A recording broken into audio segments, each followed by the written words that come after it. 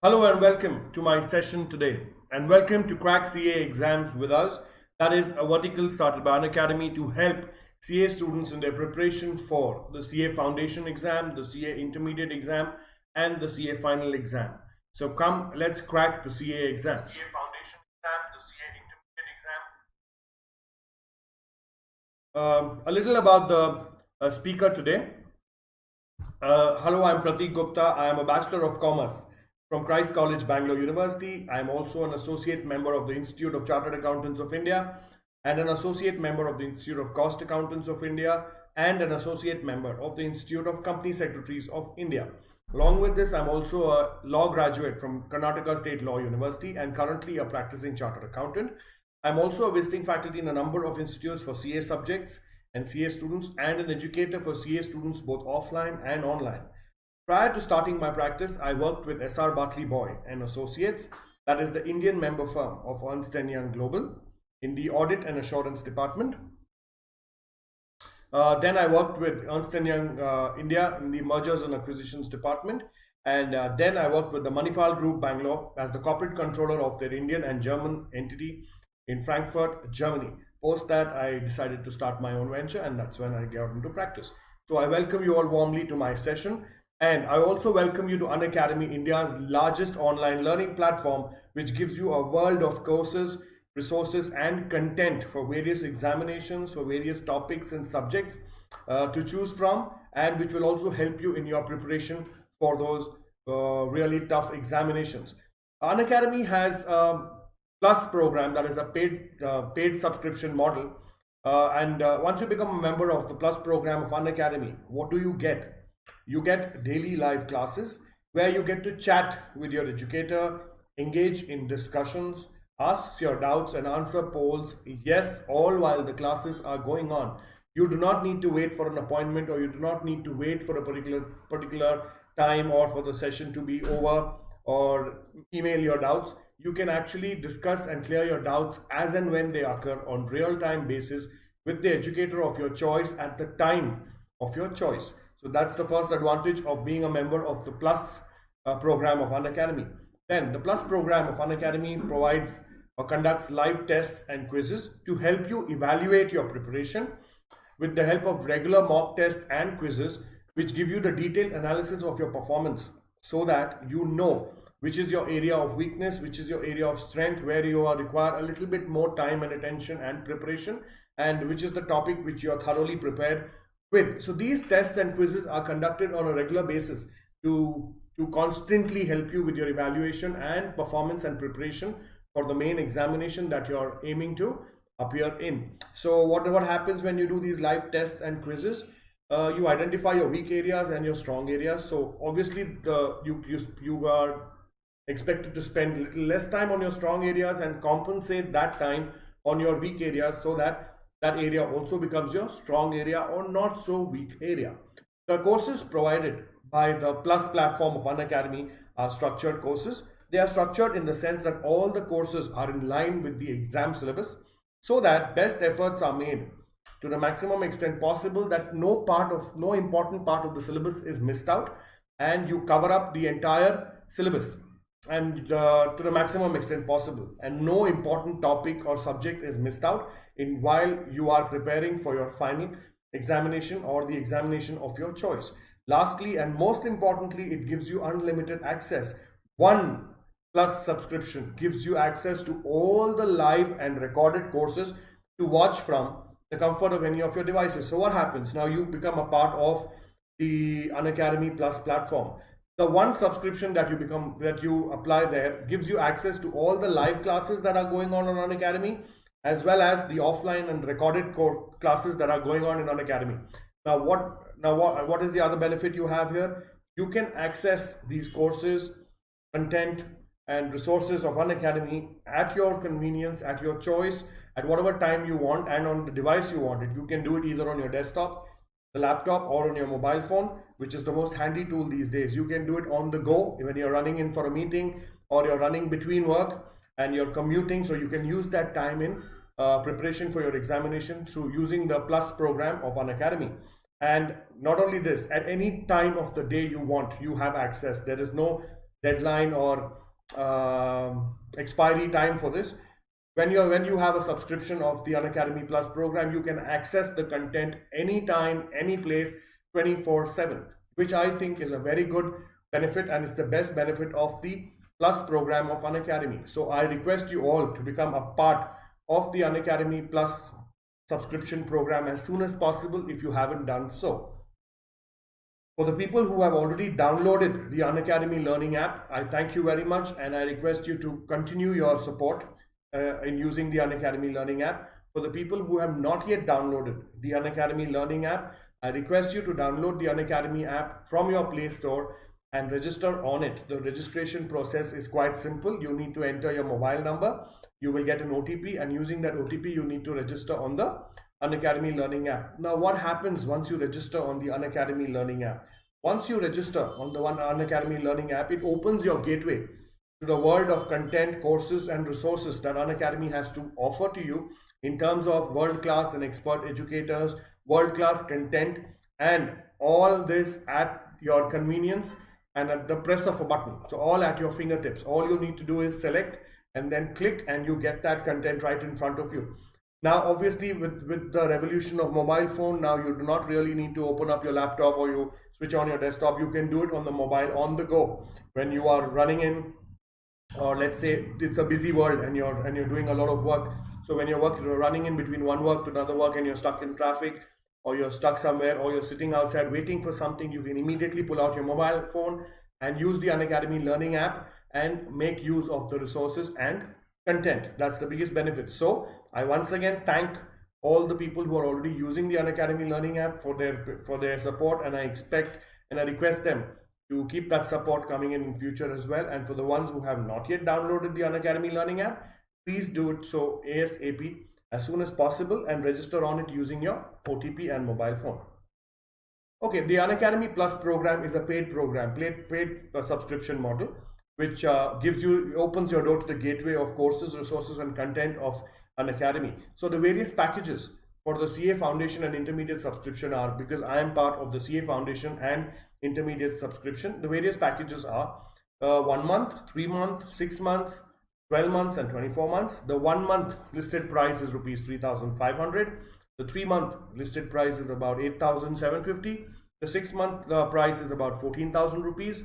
12 month is about 17,500. 24 months is about 21,000. Now, when you make the choice of the subscription you want, please do not forget to use the code Prathik, Prathik, to get a discount of 10% on the listed price. I repeat, Prathik, to get a discount of 10% on the listed price. So the after discount price of the various packages are: the 1 month package will cost you rupees 3,150. The 3 months package will cost you rupees 7,875. The 6 months package will cost you rupees 12,600. The 12 months package will cost you about 15,750. The 24 months package will cost you rupees 18,900. Please remember, this is after a discount of 10% using my code, which is Prathik, to get a discount of 10%. Now, while you're free to make the choice of subscription that you want, personally, as an educator, I would recommend to you to go for the 12 months or the 24 months for 2 reasons. Firstly, because it is cost effective. If you compare the rates between the 1 month, 3 months, and the 12 months, it is not much different, but you get that entire duration. And secondly, for any professional course or difficult course, you require that kind of time wherein you need to prepare for a year or more than that to appear for your examinations. And thirdly, please remember, this is a package for the CA Foundation and Intermediate subscription. So it covers both the examinations. So it makes more sense for you to take a 12-month or 24-month package so that both the examinations are covered in one subscription. Because normally it takes about a year where you can appear for the foundation and then the intermediate examination. So my personal recommendation is you please go for the 12 months or 24 months package, while the choice is yours to make a decision on what package you want to go. But please do not forget to use the code Prathik, Prathik, to get a discount of 10% on the listed price. So I look forward and I hope you will be part of the Unacademy Plus subscription program as soon as possible and make most of the benefits offered by the platform. Let's proceed. Now, if you go to my I have taken a lot of sessions on Companies Act and the various topics in the Companies Act for the CA Foundation as well as the CA Intermediate course. So if you go to YouTube and if you go to the Unacademy platform, you will find a lot of my sessions and where I have spoken about this. So I've already covered topics on YouTube on the various aspects of Companies Act, the recent ones being the company incorporation and matters thereof, where I spoke about what are the types of companies that the Companies Act 2013 provides to you. That is a private limited company, public limited company, one person company, Section 8 company, which is mainly for charitable or religious purpose and not for profit making reasons. Then we have a lot of other things like government companies, holding companies, subsidiary companies, how they are incorporated, the whole procedure. And the two most important documents in terms of a company are the Memorandum of Association and the Articles of Association. The Memorandum of Association contains the name of the company, the registered state of the company, the main objectives of the company, that is the main purpose or activities that the company is supposed to do, or it is incorporated for that purpose, and the company is supposed to conduct those activities. And if any activity is conducted which is not mentioned in the Memorandum of Association, that activity is said to be ultra vires and supposed to be void or invalid. All right, then it contains the liability clause, which says that talks about the limited liability of the members in case of limited company is limited by shares. In case the company is limited by guarantee, then the extent of liability of the members, and in case it is an unlimited company, that the liability of the members is unlimited, which is quite rare these days. Then you have the share capital clause, which says what is the authorized capital of the company. And then you have the subscription clause, which says that all the subscribers to the memorandum agree to give their names in the Memorandum of Association and agree to take up the shares. So if you see, the memorandum deals with the external relation of the company, the relation of the company with the external world, whereas the Articles of Association is also an equally important document, which firstly gives out the procedures and rules and regulations for the internal conduct and management of the company. For example, how to conduct meetings, how to appoint directors, how to remove directors, how to transfer shares, how to transmit shares, how to appoint auditors, how to operate bank accounts. All those things are contained in the Articles of Association. So an Article of Association is concerned with the internal management of the company, whereas a Memorandum of Association is contained with the external management of the company. Then we went on and saw the topics on prospectus, issue of prospectus and allotment of shares, where in a public limited company, how it goes and issues a prospectus and the contents of a prospectus. Prospectus is nothing else but an advertisement inviting public to apply for the shares of a company, which a private limited company is prohibited to do and only a public limited company is allowed to do. So the procedure where they have to file that prospectus with the ROC before they issue it to the public. ROC means Registrar of Companies. So all those procedures were mentioned. And then the allotment, once the shares are offered to the public and they apply for them and they pay the allotment money, the board meeting is called and the shares are allotted. And only after shares are allotted to a person does he become the shareholder, not before that. And after that, the name of that shareholder is entered in the register of members. Then we spoke about a session on different types of share capital and debentures. Now a company wants to raise finance. What are the various modes in which a company will raise finance? It will be either go to a bank loan or it can be from existing shareholders. Now the shareholders can be of two types. They can be equity shareholders or preference shareholders. A preference shareholder or a preference shares are those shares which have a preference for payment of dividend over and above the equity shareholders, and also in terms of when the company goes into liquidation, in terms of repayment of the amount, they stand above the equity shareholders. So any share that is not a preference shareholder is an equity share. All right, so these are the two kinds of shares we have. And then we also have debentures. Now debentures are not shares, but debentures are securities. So that's what is a security. So that's why we call it shares and securities. And securities includes equity shares, preference shares, debentures, or any other bonds which the company wants to issue. Then we spoke about the various characteristics of all these share capitals and how they are raised. So that was another topic. Then the recent topic we spoke about how does a company accept deposits. Again, a private limited company can accept deposits only from its members, whereas a public limited company can accept deposits from its members as well as from public at large, subject to conditions of the Companies Act 2013, the Securities Contracts Act 1976, and the SEBI. Securities Exchange Board of India Act 1992. So a listed company or a unlisted public company have to adhere to these policies of the Companies Act. All right, so in there we spoke about up to what limits can a company raise deposits. Deposits are nothing else but similar to what banks do. They accept money or accept deposits from public for the purpose of lending it out to others and make profits. So same way, when the company needs money, either they can issue share capital, which is an expensive process, or they can raise it through deposits, where they encourage people to come and deposit money into the company, for which they get interest, and it is done for a fixed period of time. So what is the period of time? The period of time is minimum of 6 months and a maximum of 36 months for which a company can accept deposits. Then there are limits up to which a company can accept deposits. A company can, if it's accepting deposits from its members, then it can accept deposits to a maximum of 10% of its paid up share capital plus free reserves plus securities premium. If it is raising deposits from the public, then the maximum limit is 25% of the paid up share capital plus free reserves plus security premium. So together, that is from members as well as the public, a company cannot raise more than 35% of the paid up capital plus free reserves plus security premium as deposits. Then once they receive the deposits, the company has to repay it also. So the company should make sure that they do not default with the repayment of the deposits to the public, because once they do that, then they cannot ask for any more deposits until the default is made good. And further in today's topic, we'll also see that unless the default is made good, they cannot declare dividend as well. All right, so these were a few of the topics what we've covered what I've covered in the past. So I request you to go to the YouTube's archive or the Unacademy app and go through all the sessions I've done on Companies Act 2013 and gain more insight and knowledge about it. For the ones who have not yet followed my profile on Unacademy, I request you to go to the Unacademy app, go to my profile and click the follow button to get real-time updates about the timings and topics of my sessions, so that you never miss them and are on time for all my sessions. I thank you so much for viewing my sessions and being part of it so regularly. Thank you so much.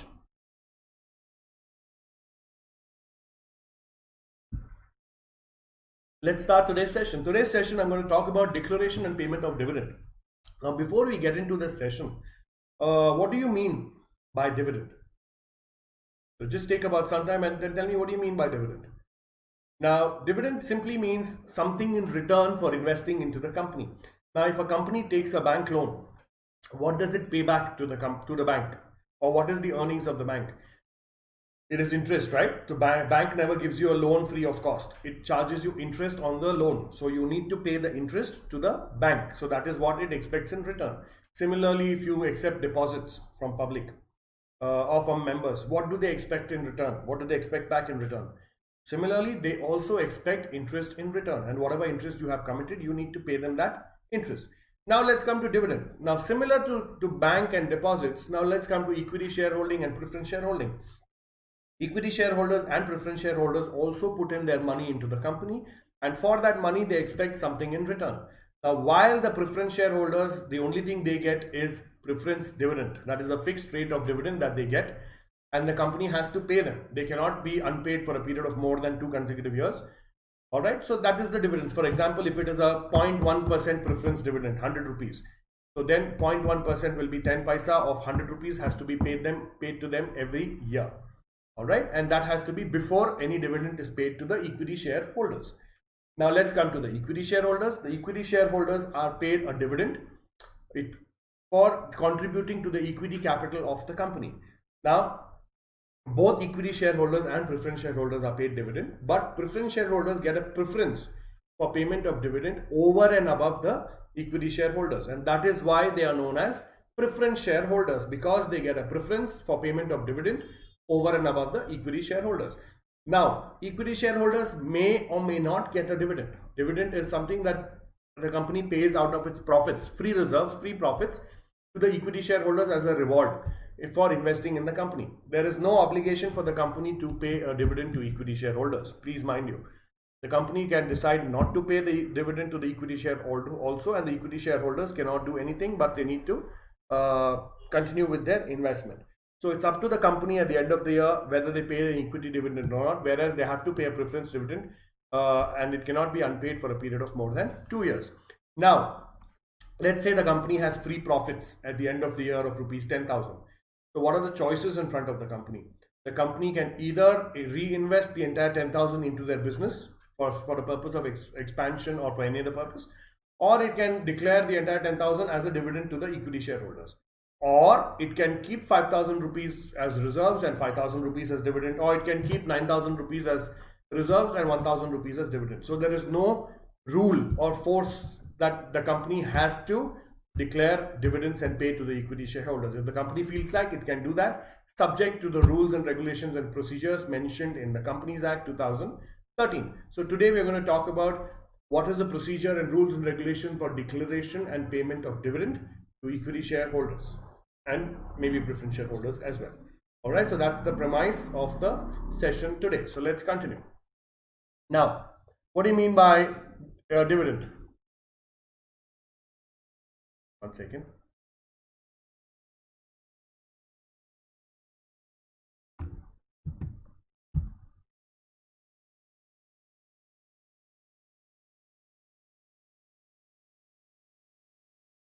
Okay, now what do you mean by dividend? Now, the Companies Act 2013, while defining the term dividend, simply states that dividend includes any interim dividend. Okay, as we may understand, the definition only enlarges the scope of the term dividend by meaning interim dividend in its fold. A dividend is a part of distributable profits whose payment is made by the company to its shareholders. In simple words, it is usually a distribution of profits, that is a portion of profits earned and allocated as payable to shareholders whenever declared. Now, if you see this definition, the definition of dividend is quite simple and is quite inclusive in nature, as it's mentioned here. Now, dividend can be either final dividend or interim dividend. Now, what is final dividend? Final dividend is the dividend that is declared in the annual general meeting of the company by the shareholders of the company. That is when they declare the final dividend and then is paid to them. And what is interim dividend? Interim dividend is any dividend that is declared and paid before the AGM. So in short, interim dividend is the dividend paid between two AGMs. Now, are all of us clear about what we mean by an AGM?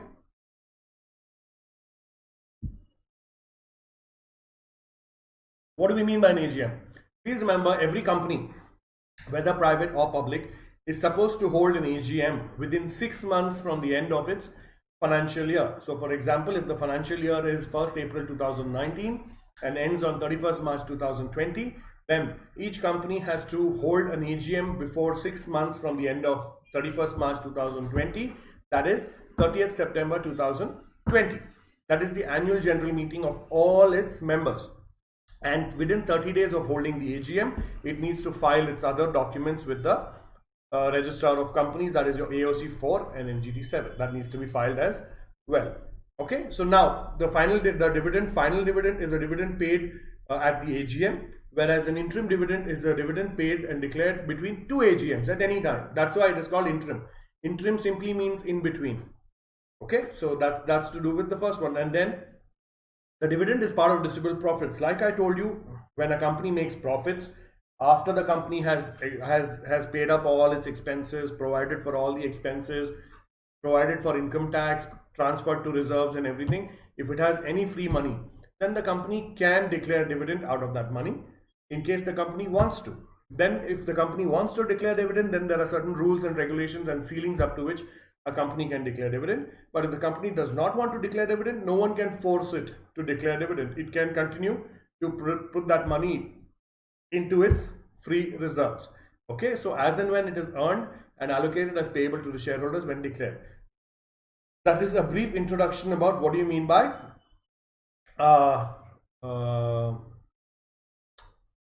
dividend. All right, now we come to the types of dividend. Now the dividend is broken up into various types. First one, dividend payable on the basis of time when declared.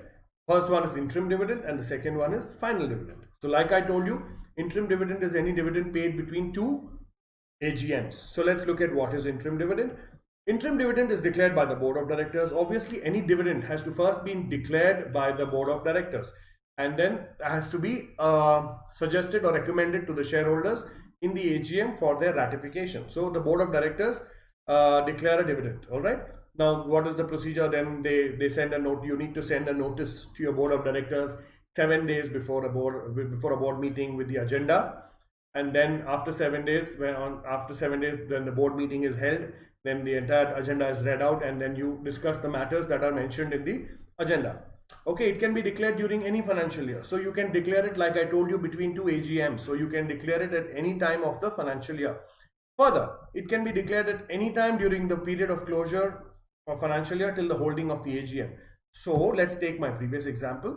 If your financial year closes on 31st March 2020, so between 31st March 2020 and the date of your AGM, that is 30th September 2020, you can declare the dividend whenever you want within that 6 months. It's your choice. And then it has to be recommended in the AGM for its ratification. So that is the procedure. The declaration of interim dividend is done out of profits before the final passing of the accounts, and therefore, effectively, interim dividend is said to be declared and paid between two AGMs. Like I told you, the declaration of interim dividend is out of before the accounts are finalized. You need to declare your interim dividend, and that is why it is said that it is declared and paid between two AGMs, because in your AGM, your accounts are going to be finalized and passed, adopted by your shareholders. So interim dividend always has to be passed between declared and paid between two AGMs. All right. So declaration of interim dividend is regularized at the ensuing AGMs by the members. So whenever you have declared interim dividend, that particular fact or event has to be put forth in front of the members in the AGM, that is the annual general meeting, and then they need to ratify it or regularize it. They need to approve it, and then it becomes binding. All right, so take about 30 seconds and go through this, and then we proceed.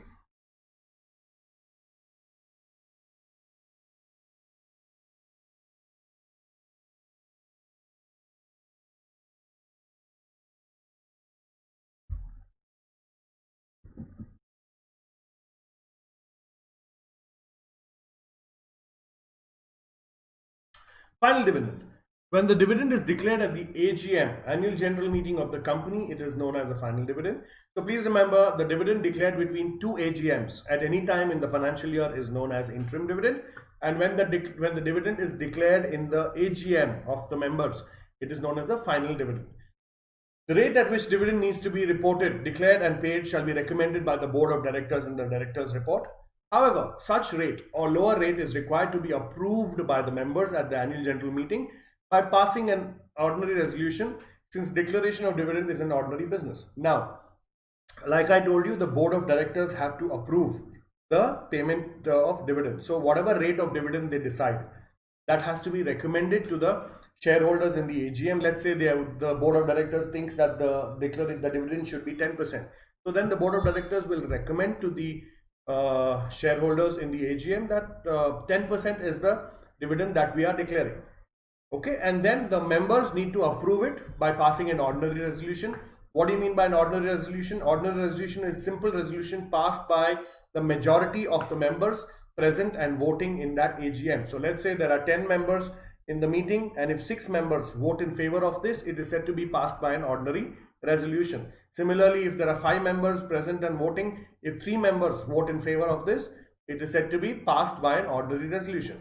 And because payment or declaration of dividend is an ordinary business, ordinary resolution is required by the members. No need for a special resolution. The rate of dividend recommended by the board cannot be increased by the members. So if the board of directors have decided to declare a 10% dividend, the shareholders in their meeting cannot make that 10% as 20%. They have to approve or reject 10%. They cannot amend it. All right. Now, there's a second type of dividend. Dividend payable on the nature of shares. Shares can be classified into two categories. I recap to you: preference shares and equity shares. The manner of payment of dividend is dependent upon the nature of the shares. Preference shares. According to Section 43 of the Companies Act, shareholders holding preference shares are assured of a preferential dividend at a fixed rate during the life of the company. Dividend is generally cumulative in nature and need not be paid every year in case of deficiency of profit. So like I told you, either you pay it or it gets accumulated. It gets accumulated into something and then eventually you need to pay it, but you cannot let go of that requirement. Whereas for an equity shareholder, you can let go of it. So now, like I told you, preference shares are shares which have a preferential treatment in payment of dividend over and above the equity shares. So they are paid a fixed rate of dividend over the life of the company as long as the preference shares are there. Like in my previous sessions, I've also told you that preference shares cannot be issued for a period of more than 20 years, which means they have to be redeemed within a period of 20 years. So until and unless the preference shares are present in the company will have to pay the fixed rate of dividend. Okay, and dividend is cumulative in nature and need not be paid every year in case of deficiency or profits. All right, if in some year the company does not make profits or does not make enough profits, you can accumulate it, but you cannot waive off the requirement. Please take about 30 seconds, go through this, and then we proceed.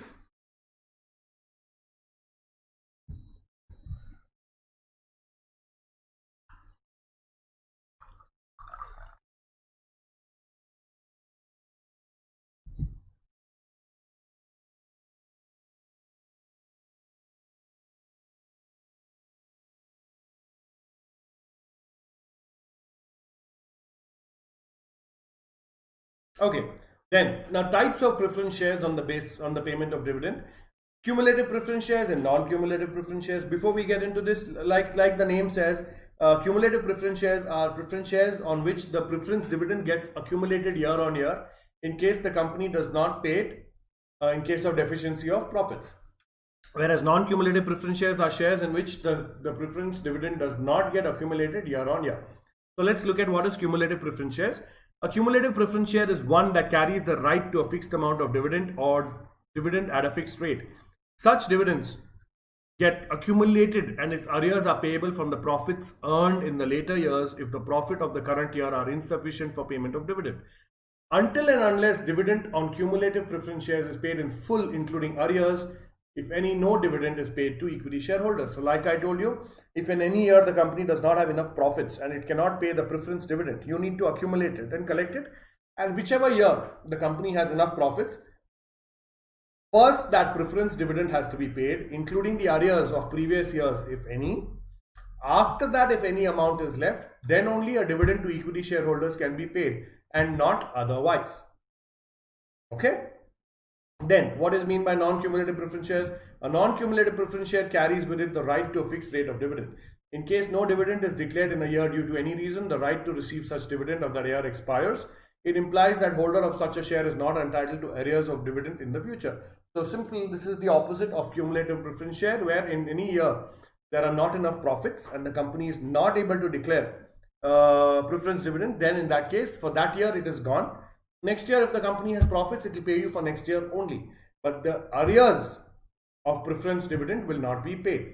That's why they are called non-cumulative preference shares. Please take about a minute, go through this slide, and then we proceed.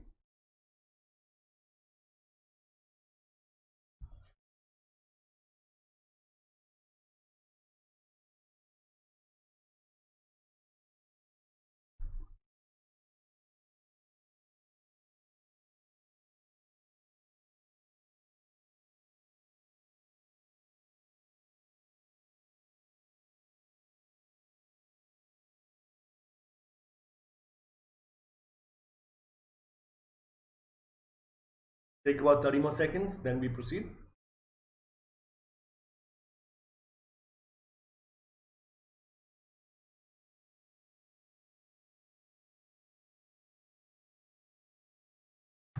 Okay, then we come to the next one, the equity shares. Equity shares are those shares which are not preference shares. It means they do not enjoy any preferential rights in the matter of payment of dividend or repayment of capital. The rate of dividend on equity shares is recommended by the board of directors and may vary from year to year. The rate of dividend depends upon the dividend policy and the availability of profits after satisfying the rights of preference shares. So, like I told you earlier, preference shares are those shares which are not, equity shares are those shares which are not preference shares. That means they do not carry any preferential right for repayment of capital during winding up of the company or payment of dividend over and above anyone else, like preference shares. So, if a share is not a preference share, it is an equity share. So, the rate of dividend depends upon the dividend policy and the availability of profits. So, in a year the company does not have profits, there is no legal obligation to pay dividends. Even if it has profits, there is no obligation to pay the dividends to the equity shareholder. If the company feels like, it can pay. If the company feels like, it cannot pay. Alright, so it doesn't matter. It is not cumulative or non-cumulative. For that year, if it lapses, it's over. We see next year. but it's entirely on the company and the company's dividend policy to pay dividend to the equity shareholders. All right. Now, now we come to the main thing of provisions regarding declaration and payment of dividend. Now, let's say the company makes a profit and the company is feeling very generous. So what the company says, all right, this year let me pay my equity shareholders some dividend. Okay, now if it decides not to pay the dividend, then whatever we are going to discuss does not apply. But if a company decides to declare and pay dividend to equity shareholders, in that case, this is the procedure we need to follow. These are the provisions we need to follow. All right. Firstly, sources for declaration of dividend. According to section 123(1), dividend of any financial year shall be declared or paid from the following sources. So these are the various sources from which you can declare and pay your dividend. First one, profits of the current financial year. Profits arrived at after providing depreciation in accordance with Schedule 2. Now let's look at this closely. What does this mean? This year, 1st March to 1st April 2019 to 31st March 2020 is the current financial year. So in this current year, the company made a profit of 10,000 rupees. All right. Now they can use that money, 10,000, to declare and pay the dividend to the equity shareholders. But the condition here is that the current year depreciation has to be provided mandatorily. Okay, current year depreciation has to be provided mandatorily. What does this mean? It means the depreciation on the fixed assets as per Schedule 2. Schedule 2 of the Companies Act is a schedule which contains the various depreciation rates on various fixed assets held by the company as per the Companies Act 2013. So as per those rates, as per those provisions, you need to compute the depreciation, and from that 10,000 rupees you need to reduce that depreciation, and then if any money is left, you can pay your dividend to the equity shareholders. Got it? So profits of the current financial year is the first source from which you can pay your dividend or to equity shareholders. Now let's come to the second point, the profits of any previous financial year or years. Now this year we spoke about the financial year 1920. Now this year you did not make profits, so it's okay, but so you don't have the money. But earlier years there would be a possibility, right, that you have made profits. So if there are profits of any previous financial years, the company can declare and pay dividend from those profits which are held as free reserves in your balance sheet only after providing depreciation in accordance with Schedule 2. Okay, for all those years and the current year. And then if there is any amount left, then that amount can be used to pay dividend to equity shareholders. So let's read that. Profits of any previous financial year arrived at after providing for depreciation in accordance with Schedule 2 and remaining undistributed, that is credit balance in the profit and loss and free reserves. It is to be noted that only free reserves and no other reserves are to be used for declaration and payment of dividend. Now what do we mean by this term free reserves? I think we've heard this term quite a bit. What does the term free reserves mean? Free reserves means which are not specific reserves, and that money is the extra money that has been collected by the company or earned by the company in terms of profits or transfer from its profits. When I say free reserves, it means if you have made a reserve for, let's say, reserve for replacement of machinery, or let's say you have made a deposits redemption reserve. Okay, so those are all specific reserves that you've made, and you are collecting money to redeem the capital or to buy a new machinery. So you cannot use that money to pay dividend. So if there is any reserve which is free or it is not created for any specific purpose, then that is called a free reserve, and from that you can declare and pay dividend to your equity shareholders. But if there is any specific reserve you have, you cannot pay dividend out of that. Okay, please take about 30 seconds, go through this, and then we proceed.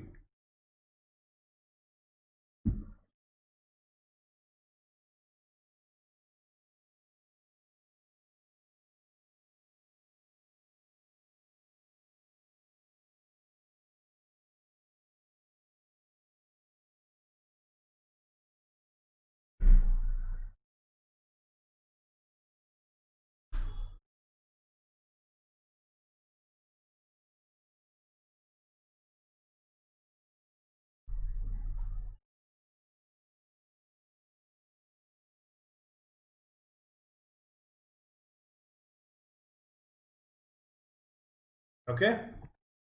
Then the third one is from both A and B. Both A and B means either the profits of the current year or the profits of the previous years. But the condition is it out of those profits, depreciation as per Schedule 2 of the Companies Act 2013 should have been calculated and deducted. And after that, if there is any money left, then you can pay your dividends. All right. Now we come to the note. Before depreciation, before declaration of dividend, carried over previous losses and depreciation not provided in previous years or years are required to be set off against the profits of the current year. So, if there is any depreciation that has not been provided in the previous years, that depreciation, everything has to be set off against the current year's profit. And after that, if there is any money left, then you pay dividend from that. In computing profits, any amount representing unrealized gains, notional gains, or revaluation of assets, and any change in carrying amount of an asset or of a liability on measurement of the asset or liability at fair value should be excluded. Please remember, these are all notional and non-cash transactions. For example, if you revalue an asset based on the market value, is any money coming in? If you increase the value of the asset, did you actually get the money? No, you get the money only when you sell the asset.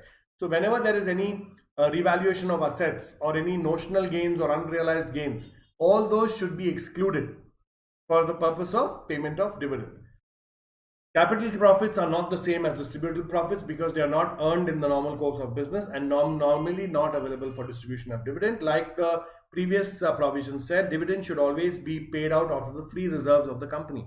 So in case there is any capital profits, that is a one-time profit or exceptional profit, then that is not the normal business that the company does. So out of that money, the dividend cannot be declared. The dividend can be declared only out of the free reserves of the company after providing for depreciation as per Schedule 2 of the Companies Act 2013 for the current year and all the previous years. Provision of money by the government. So now the fourth source from which you can pay your dividend is by the provision of money by the government. Now there are times when money provided by the central or state government for payment of dividend by the company in pursuance of a guarantee given by the government. There are many times in which there are schemes in which the central government or state government gives a guarantee that in case you are not able to pay a dividend, we will pay you the dividend. We will pay the dividend to your equity shareholders. You please go on and take the money from the equity shareholders and do the work. In such a case, if the guarantee is invoked, then in that case the central government or the state government, as the case may be, may pay the equity dividend to the equity shareholders. Please take about 30 seconds, go through the slide, and then we proceed.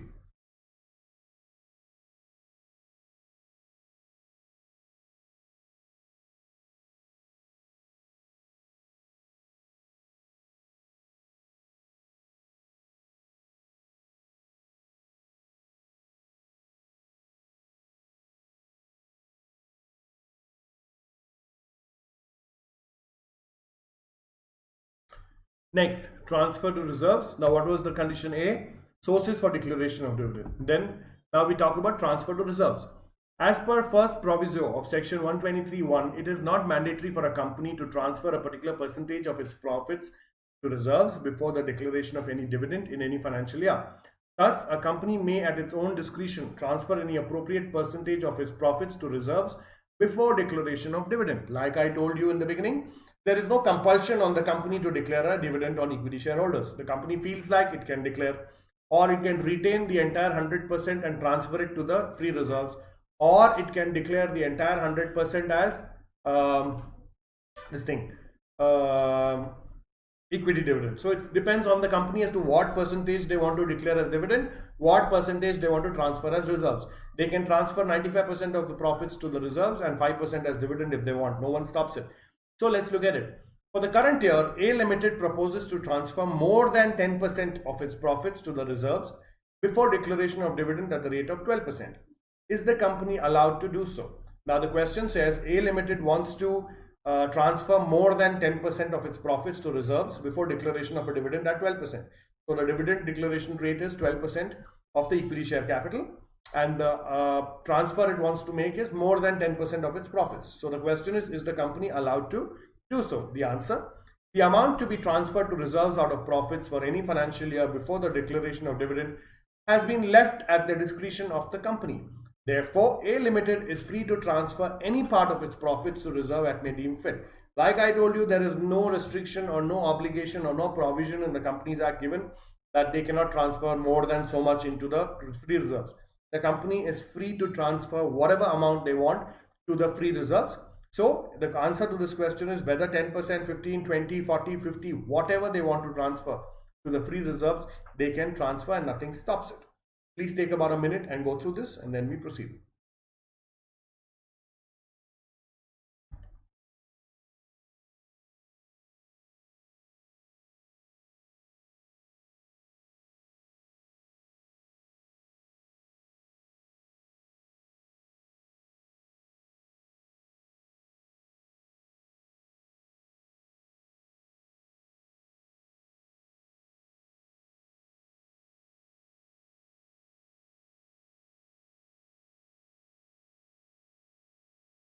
Okay. Example 2. B Limited has earned a profit of rupees 100 crores for the financial year 18-19. It has proposed a dividend of 8.5%. However, it does not intend to transfer any amount to the reserves out of the profits earned.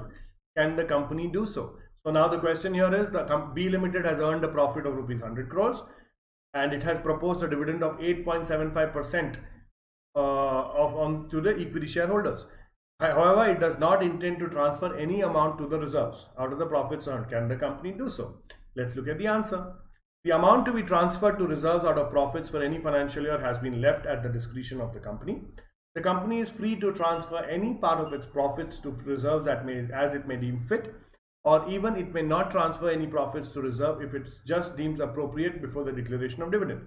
Thus, B Limited is justified in its action if it does not transfer any amount to the reserve. So like we saw in the previous example, even in this example, there is no obligation for the company to transfer profits to reserve or to declare dividend. The company can do whatever it wants with that money. It can keep the P&L account as it is as a reserve. It did not transfer it to the free reserve. So the answer is the company can do what they want. It's okay if the company proposes to transfer to a dividend of 8.75% and it does not intend to transfer any amount to the reserves. That's perfectly fine, no problem, nothing can stop it. Now what happens on declaration of dividend when there is inadequacy or absence of profits? Now this situation means what will happen in case the company does not have profits. So in that case, how will it declare or pay dividend? As per the second proviso to the section 123 subsection 1, in the event of inadequacy or absence of profits in any financial year, the company may declare dividend out of the accumulated profits of the previous year which have been transferred to free reserves. However, such declaration will be subject to the following conditions. So let's say for financial year 19-20, the company did not make a profit, but it wants to declare dividends. Then it can do so out of the profits of the previous years before 31st March 2019, whatever profits they've made before that. And that money which has been transferred to the free reserves, they can declare and pay the dividend out of that. But however, that is subject to certain conditions. I request you to take a minute and go through this slide, which includes the example and the topic C, and then we proceed.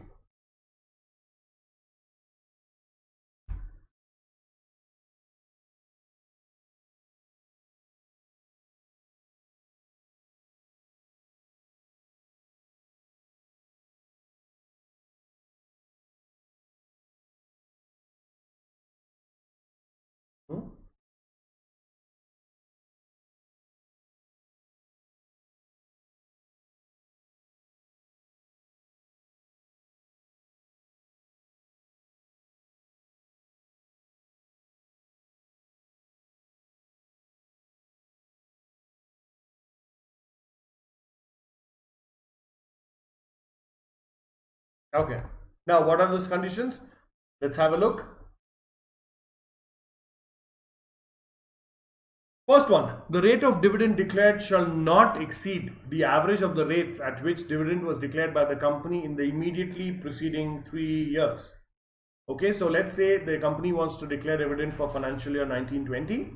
So what the company has to calculate? The company has to see the 3 years immediately preceding the financial year 19-20. That means 18-19, 17-18, 16-17.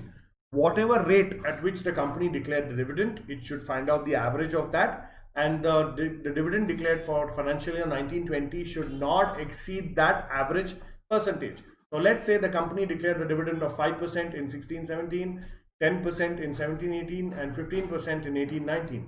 So 5 plus 10 is 15, 15 plus 15 is 30, and the average is 10. So in the financial year 1920, the company cannot declare a dividend more than 10%. That is the average of the preceding 3 years.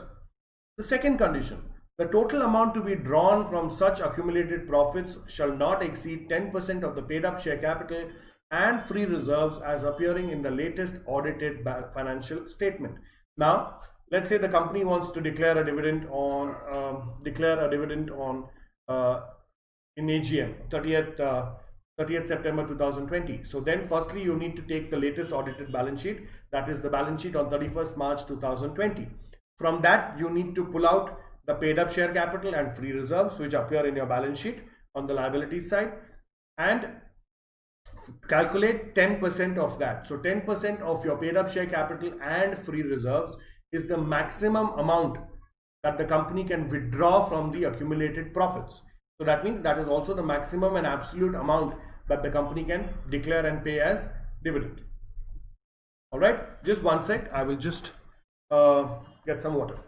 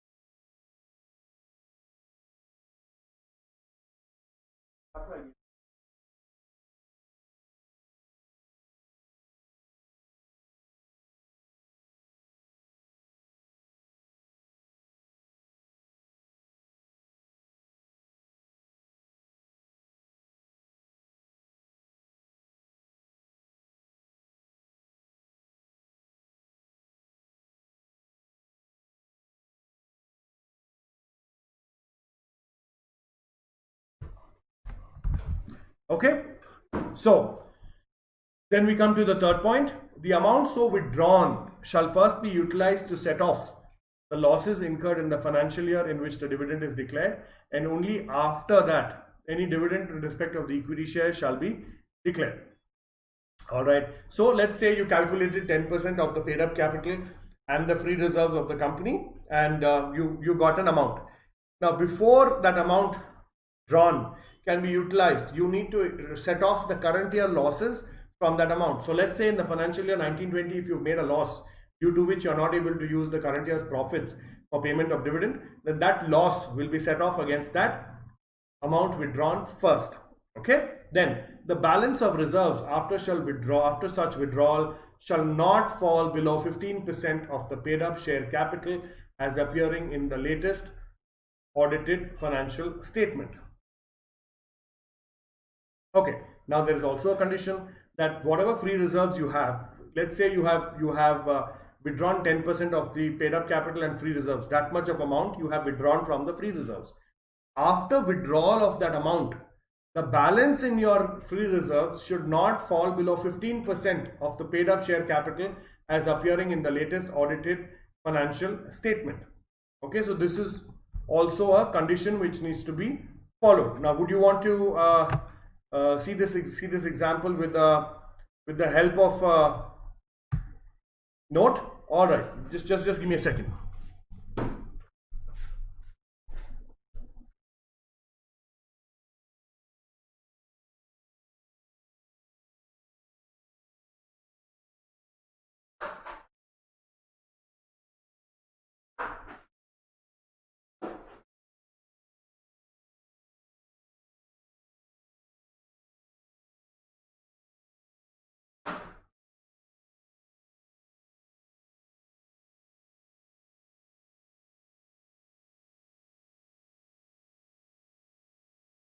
Just 1 second, just hold on, and I will explain this to you with the help of some numbers.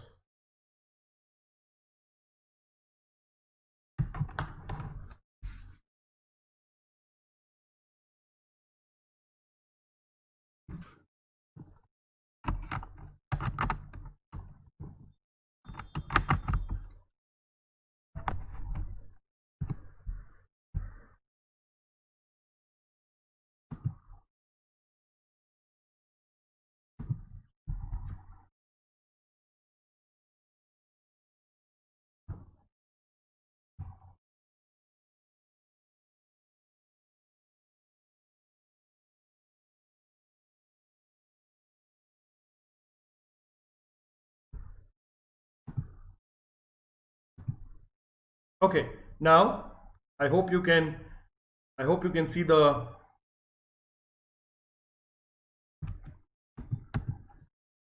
marker. Yes, can you?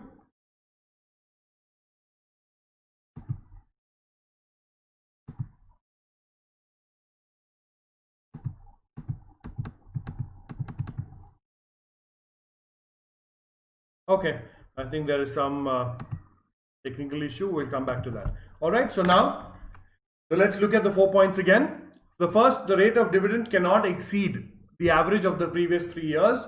So like we calculated 5, 10 and 15% in 17, 18, 18, 19 and 16, 17 respectively. So the average is 10%.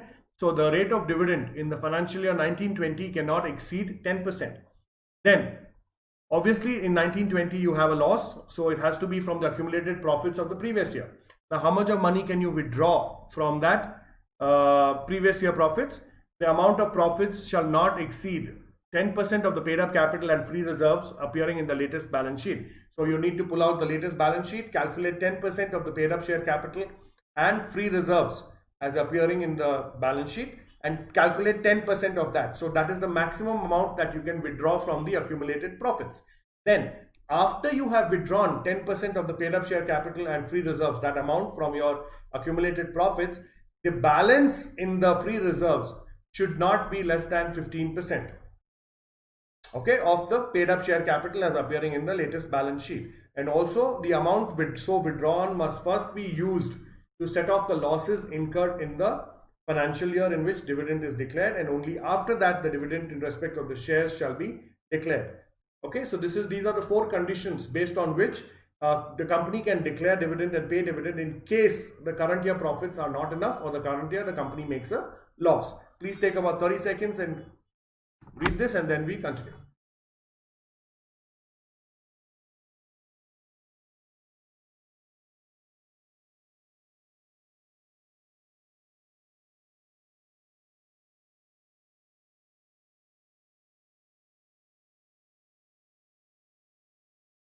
Okay, let's take an example.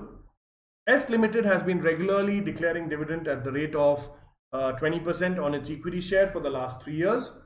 However, the company has not made any adequate profits during the current year ending March 31st, 2019. Advise the company as to how it should proceed in matters if it wants to declare dividend at the rate of 20% for the year 18-19 as per the provisions of the Companies Act 2013.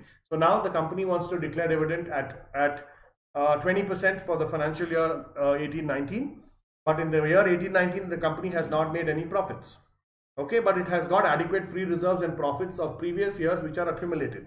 So the question is, now how can we make the payment in the current year? So in the given case, S Limited has not made any profits during the current year ending 31st March 2019, but it still wants to declare dividend at 20%. This can be done out of the accumulated profits. Hence, the company can declare a dividend at the rate of 20% subject to the following condition. Now, how did we get 20%? 20% is the average of the last 3 years, right? The question says it has been declaring dividend at the rate of 20% every year. So the average for the 3 years preceding 18-19 also becomes 20%. Point number 1. Next, the total amount to be drawn from the free reserves shall not exceed 10% of its paid up share capital and free reserves as per the latest audited financial statements. So when the company wants to withdraw money from its accumulated profits, it cannot withdraw more than 10% of its paid up capital and free reserves as per its latest balance sheet and financial statement. The amount so withdrawn shall first be utilized to set off losses incurred in the current financial year, and only thereafter dividend at 20% can be declared. So that whatever the 10% amount that the company has withdrawn, first you will set off the current year losses from that, and only then the dividend of 20% can be declared. Then, after such withdrawal from free reserves, the residual reserves shall not fall below 15% of the paid up share capital as per the latest audited financial statement. So now you have withdrawn the amount equivalent to 10% of the paid up share capital and free reserves. From that 10% amount, you have written off the current year losses. Okay, all that is fine. Now, after you withdraw the amount from the previous year accumulated profits, the balance in the previous year accumulated profits shall not fall below 15% of the paid up share capital as per the latest audited financial statement. So if all these conditions are fulfilled, the company can pay dividend for 18-19 even though it has not made profits. Please take a minute, go through this, and then we proceed.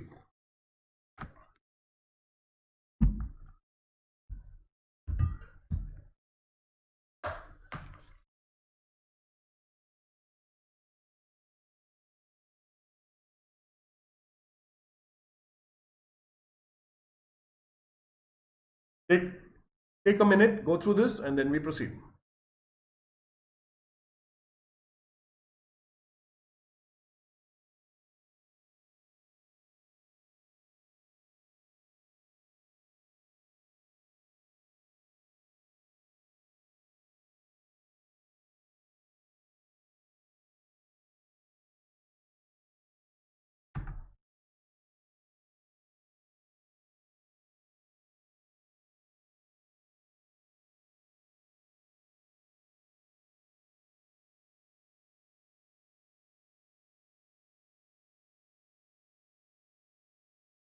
Okay, now the next topic we talk about is deposit of amount of dividend. In terms of section 123 subsection 4, the amount of dividend including interim dividend shall be deposited in a separate account maintained with a scheduled bank.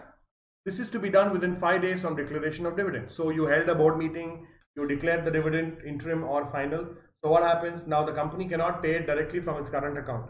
Now the company will have to open a separate dividend account in a scheduled bank, and whatever amount they have declared as dividend, that same amount has to be transferred from the company's account to that dividend account maintained with a scheduled bank.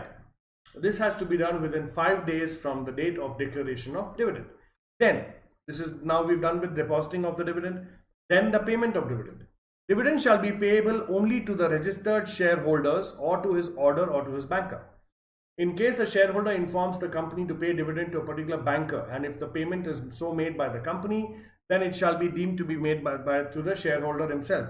Now, a registered shareholder is nothing else but a person who holds the shares of the company as well as whose name is appearing in the register of members as on the date on which the dividend is declared.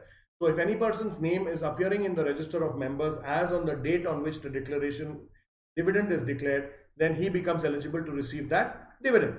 Now the registered shareholder may say, okay, either you pay the money to me, or you pay it to someone else on my order, or you pay it to the banker on my order. So whatever he orders, whether to someone else or to the banker, in writing of course, and if the company does that, the company pays it to the banker or to the other person, then it is assumed that the company has made the payment of the dividend to the shareholder himself. All right. Dividends are payable in cash and not in kind. Dividends that are payable to shareholders in cash may also be paid by check or dividend warrant or through electronic mode. Dividends, it simply means you cannot, instead of dividends, you cannot give shares to the company, or you cannot give a laptop to the shareholder. Dividends have to be paid in cash, whether cash, actual cash, or bank or money transfer or check or demand draft, but it cannot be done by exchanging of another asset. Even dividends are normally not paid by cash, they are paid by banking channels, banking transactions to keep a track, and also as per the various regulations and acts, payment of cash for dividend is not permitted normally. Okay, please take about 30 seconds, go through the slide, and then we proceed.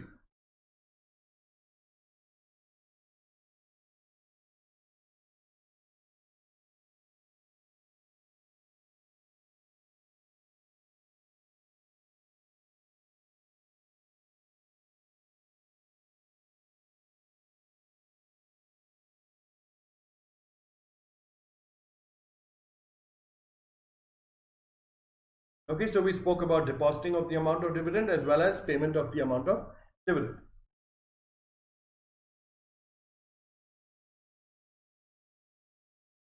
Next, now we come to the topic on prohibition of declaration of dividend. Now, these are the circumstances in which a company cannot declare dividend. So let's have a look at that. First case, prohibition in case of any defaulting company. Contains a provision, the Companies Act 2013 contains a prohibition on declaration of dividend by a company.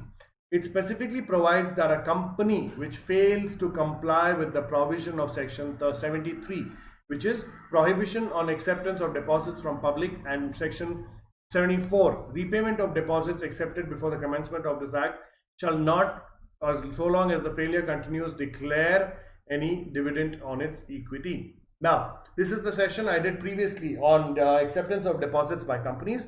Like I told you earlier, the deposits, private limited companies can accept deposits only from its members, whereas a public limited company can accept deposits from its members as well as public at large, subject to certain terms and conditions. Now, what are those terms and conditions? The terms and conditions are, it should be authorized by the articles, and then it should not be more than the amount of deposits should not be more than 10% of the paid up share capital and free reserves as on the date on which the company is accepting or renewing deposits. In case it is accepting deposits from the members, in case it is accepting deposits from the public, then it cannot exceed 25% of the paid up capital and free reserves and securities premium as on the date on which the company is accepting the deposit from the public, and together it cannot exceed more than 35% of the paid up share capital plus free reserve plus securities premium in case it is accepting deposits both from the public as well as members. All right, so totally it is 35, individually it is 10% from members and 25% from public. So, and subject to certain rules and regulations that they need to pass it. It has to be passed in a special resolution of the shareholders that the company wants to raise the deposits. Then the deposit receipts need to be given to the people within 7 days of accepting the money or the check clearing. They need to give a deposit listing, and on the due date they need to pay the money back along with the rate of interest that has been committed to them. Now, in case the company does not do this, or the company defaults in repayment of deposits to the depositors, then a company cannot pay dividend unless such default is made good. And also, if certain company which is not allowed to raise deposits from the public does so, or it contravenes any provisions of the Companies Act 2013 and goes ahead and accepts deposits from the public or from the members, in that case, until and unless that default is made good, the company will not be able to declare any dividend on its equity shares. Then, in case of prohibition of Section 8 companies, first and foremost, what are Section 8 companies? Section 8 companies are those companies which are formed under the Companies Act 2013 for the promotion of arts, science, education, charity, religious purposes, or to help the backward class of society, and basically not for making profits, but more as a charitable institute to do well for the society or a particular section of people. So in this, they cannot declare dividends, because whatever money they get, either to donations, either to their earnings or the grants, it has to be used for the purpose for which it was created. And then, because the whole thing that they are given a Section 8 license by the central government based on a declaration given by them that whatever is the objective of the company, the money will be used purely for that objective, and no dividends will be paid to any member of the company from the profits of the company, but the profits of the company will be retained by the company to be used for the purpose of the objects of the company. So a Section 8 company can never declare dividends. It is prohibited explicitly by the Companies Act 2013. Please take 30 seconds to 1 minute, go through the slide, and then we continue. I have done a session previously on acceptance of deposits.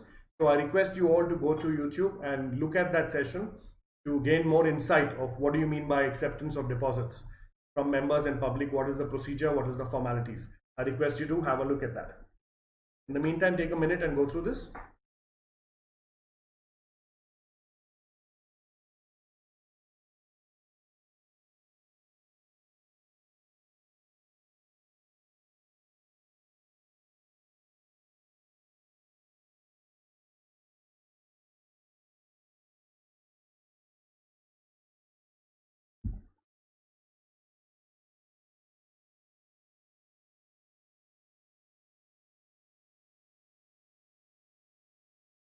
Okay, unpaid dividend account. Now see, there could be certain events in which we declare a dividend of 10%, and an amount equivalent to rupees 1 lakh was transferred from the current account to the dividend account maintained in a scheduled bank. We've done all that.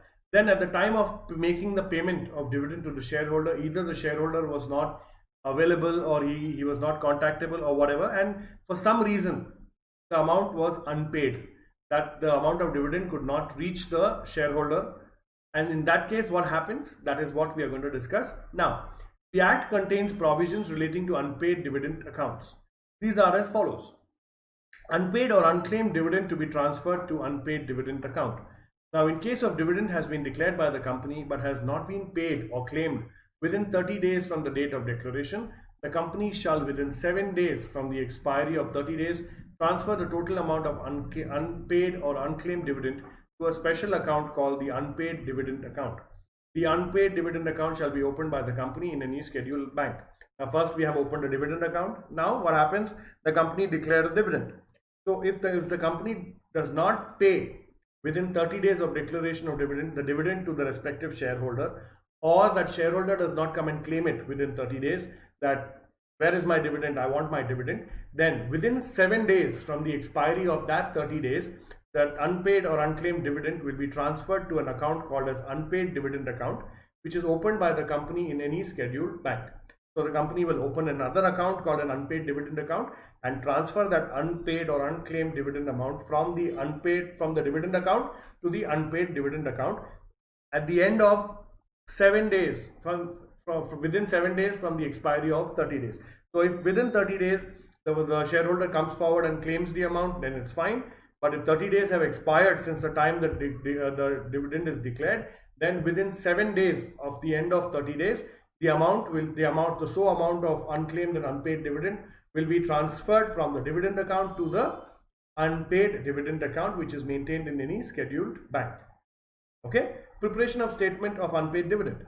Within 90 days of transferring any amount to the unpaid dividend account, the company shall prepare a statement containing the names, their last known addresses, and the unpaid dividend to be paid to each person and place such statement on its website, if any, and on any other website approved by the government for the purpose. Now, see, the company needs to make all efforts in order to trace those shareholders and pay them the dividend, which is rightfully theirs.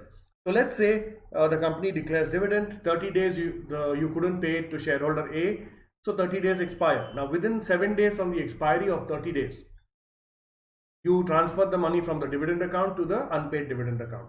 Now, within 90 days from the transfer of money to the unpaid dividend account, the company will make a statement that so and so shareholder A was to whom we had to pay 5,000 rupees as dividend is not available. This is his name, this is his last known address, and these are the number of shares he holds, and this is the unpaid dividend that the company has to pay to him, and post that information on the company's website, if any, and on any other website approved by the central government, and the information of that will be provided on the MCA website as to which other website they can post the information on. This is purely done so that the shareholder gets to know that the company is looking for him in case he has changed his last known address, and so that the person can come and claim that dividend as soon as possible. That is the whole purpose. Take about a minute or 2 minutes, go through the slide, and then we proceed.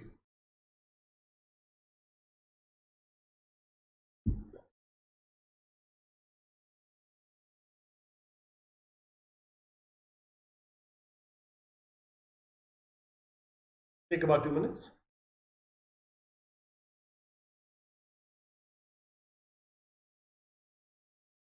Any questions, please ask.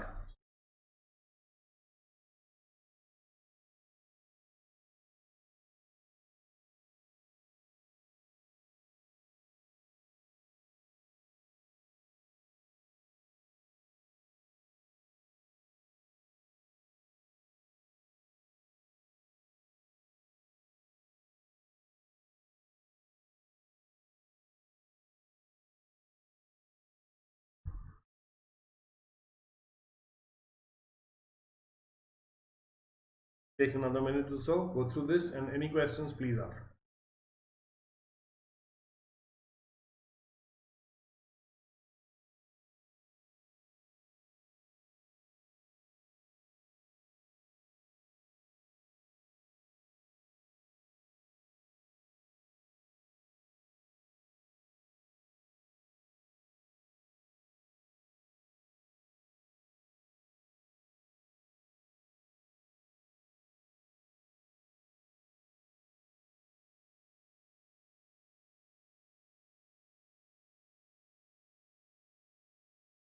Okay. Then, now what we've done, we've transferred the money to the dividend account. After 30 days, we've transferred from dividend to unpaid dividend account. Then within 90 days, we have prepared the statement of the shareholders to whom dividend was not paid, their name, their last known address, number of shares, and the unpaid dividend, and then put it on the company's website and also on the other website given by the central government. Then what? Then payment of interest if default is made and transferring the amount. If any default is made in transferring the total unpaid dividend amount or any part thereof to the unpaid dividend account, the company shall pay from the date of such default interest at the rate of 12% per annum on the amount not so transferred to the said account. The interest accruing on such amount shall ensure to the benefit of the members of the company in proportion to the amount remaining unpaid to them. Now what happens? The company has declared a dividend. Within 30 days, they're supposed to pay the dividend to all the shareholders. Now, within 30 days, they couldn't pay the dividend to shareholder A. So, within 7 days from the expiry of 30 days, they transferred the amount from the dividend paid dividend account to the dividend unpaid account. All right, clear so far. Now, in this section simply says if they delay, that if the amount is not transferred within 7 days from the dividend account to the unpaid dividend account, then the company will pay interest at the rate of 12% on the amount that should have been transferred from the dividend account to the unpaid dividend account at 12% per annum for the number of days the default is made. So let's say the company made a default for 1 month, and for 1 month the interest comes to, let's take an example of 200 rupees. So that 200 rupees also will be added to the unpaid dividend account.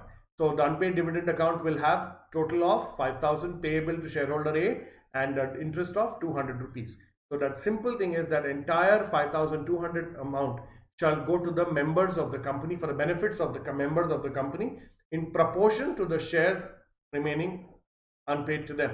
So that 5,200 will be used for the benefit of the members of the company in proportion to the shares held by them. But the company should transfer that money within 7 days from the expiry of 30 days from the dividend account to the unpaid dividend account.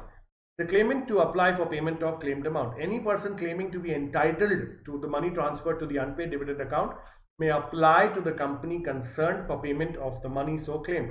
So now what you've done, you have transferred that money within 7 days to the unpaid dividend account. Then within 90 days from transferring the amount, you made a statement of the shareholders to whom the dividend was to be paid but could not be paid, their name, their last known address, and the number of shares and the unpaid dividend. You put it on the website, you put it on the central government website. Done. Now the shareholder somehow got to know that okay, they are looking for me and I need to get a dividend. In that case, that person can come forward and claim from the company that yes, I am the shareholder, I changed my address, so I did not get information. That dividend belongs to me, so please pay me that dividend. So that he can do that. He'll have to establish his proof, produce documents, produce the share certificate, and based on that, the dividend will be paid to him. Then the transfer of unclaimed amount to Investor Education and Investment Fund (IEPF). Any money transferred to the unpaid dividend account which remains unpaid or unclaimed for 7 years from the date of such transfer shall be transferred by the company along with interest accrued thereon to IEPF. Now what happened? Within 7 days of end of 30 days, you transfer the money from the dividend account to dividend unpaid account. Good. You made your statement of the shareholders to whom dividend was not paid. You put it on your website, you put it on the central government website. Now, once you have done that and once you have transferred the money into the dividend unpaid account from the dividend account, if within 7 years from the date of transfer to the dividend unpaid account, if no one comes and claims that money of 5,200 rupees from the company, then that 5,200 rupees plus the interest for a period of 7 years together will be transferred to an account called Investor Education and Protection Fund (IEPF). All right. So it will remain in the unpaid dividend account for a period of 7 years, and at the end of 7 years, it will be moved from the unpaid dividend account to the Investor Education and Protection Fund. Please take a minute and go through this slide, and then we proceed.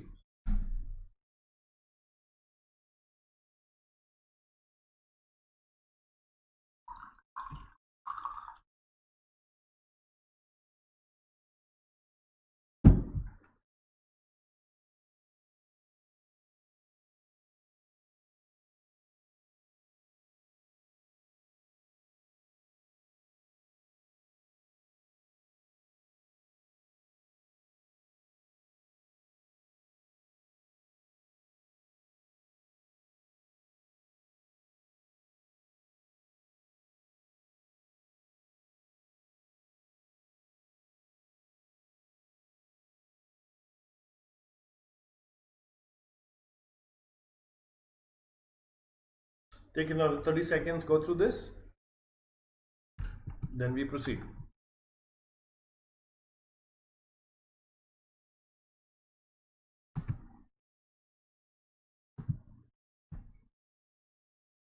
Okay, then all shares in respect of which dividend has not been paid or claimed for a period of 7 consecutive years or more shall be transferred by the company in the name of Investor Education and Protection Fund along with a statement containing the prescribed details. Now what happened? Now for 7 years, no one came and claimed the amount. So at the end of 7 years, the money was moved from the unpaid dividend account to the Investor Education and Protection Fund. So also along with the amount, the shares on which the dividend was not claimed, those shares also will be moved or will be transferred in the name of the Investor Education and Protection Fund along with a statement containing the prescribed details. So now the shareholder will no longer be shareholder A, but the shareholder will be Investor Education and Protection Fund. The shares as well as the amount of unclaimed dividend has been transferred to the Investor Education and Protection Fund. Next, right of owner of transferred shares to reclaim. Now, any claimant of shares so transferred to the IEPF shall be entitled to reclaim the transferred shares from the Investor Education and Protection Fund in accordance with the prescribed procedure and on submission of prescribed documents. Now, suddenly, 30 days over, 7 days over, 90 days over, 7 years over, the shareholder did not get information and he suddenly wakes up that, oh, the money is mine and I need the money and I need the shares as well. Or he realizes that the shares have been transferred. So then he can approach the company immediately and claim for the amount transferred shares from the Education Protection Fund in accordance with the prescribed procedure and submission of documents. So he will have to give documents, he will have to give a valid reason as to why he was not contactable, why he did not come forward. And if the company finds it reasonable, the company can give the shares or transfer the shares back to his name. Punishment for contravention: if a company fails to comply with any of the requirements relating to unpaid dividend account, it shall be punishable with minimum fine of rupees 5 lakhs, which may extend to 25 lakh rupees. Further, every officer of the company who is in default shall be punishable with a minimum of rupees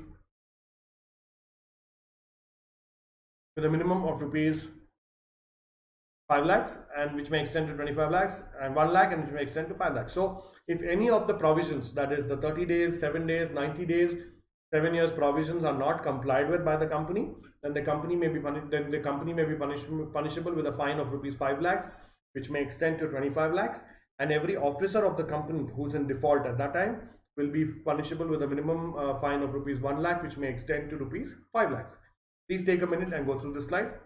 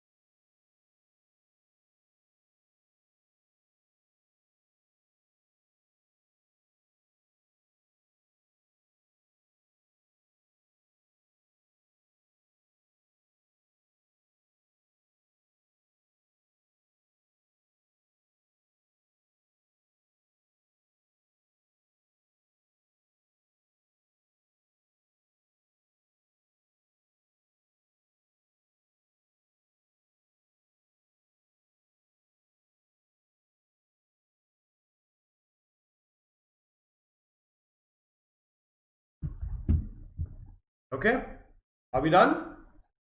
Now whatever we saw so far: dividend account transferred to dividend unpaid account, 90 days statement, then 7 years unclaimed transferred to investor protection account, protection fund, then also the shares of the shareholder are in the name of the Investor Education and Protection Fund. So it is very apt that now we discuss what do you mean by the Investor Education and Protection Fund. Okay, so let's have a look at what does this mean. Now, the Act, along with various rules framed from time to time, including Investor Education and Protection Fund Authority, Accounting, Audit, Transfer and Refund Rules 2016, deal with the Investor Education and Protection Fund. This fund is being established by the central government shall be credited with the specified amounts and utilized for the refund of the unclaimed and unpaid amounts, promoters awareness and protection and interest of investors, etc. The relevant provisions are given as under. Okay, just hold on, I will just have some water and come back.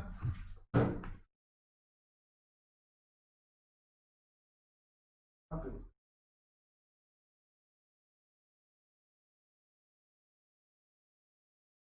I'm on. Oh, yeah.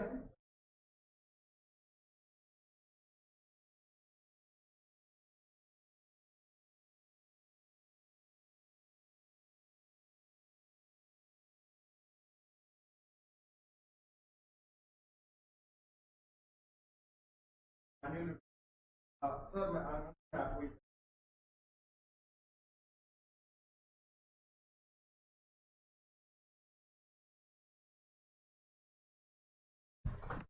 okay, so please remember, the fund being established by the central government shall be credited with specified amounts and utilized for refund of unclaimed and unpaid amounts, promotion of investor awareness and protection of the interest of the investors. So basically whatever money goes into the investor education and protection fund will be used for refund of unclaimed and unpaid amounts, promotion of investors awareness, as well as protection of interest of the investors. The relevant provisions are given as under. Credit of specified amounts of the fund. Now, what are the amounts that normally come and become a part of the investor education and protection fund? First one.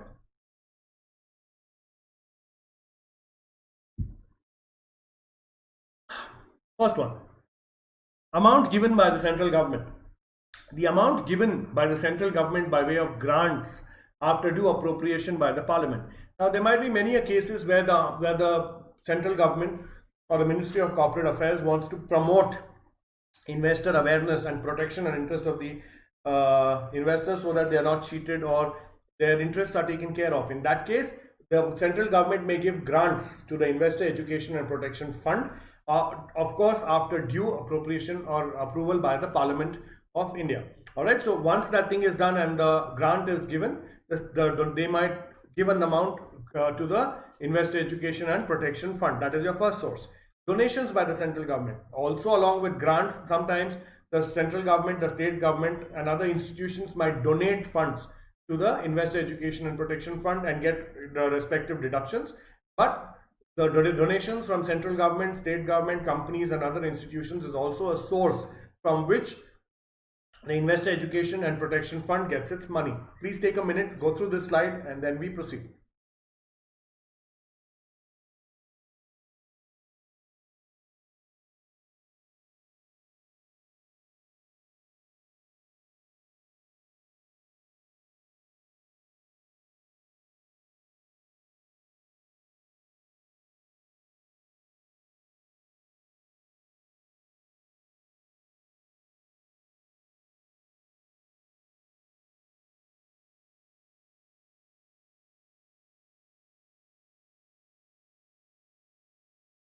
Next, amount lying in the unpaid dividend account. Like we discussed a little while earlier, within 30 days the company is supposed to pay off the dividends to the shareholders from the dividend account.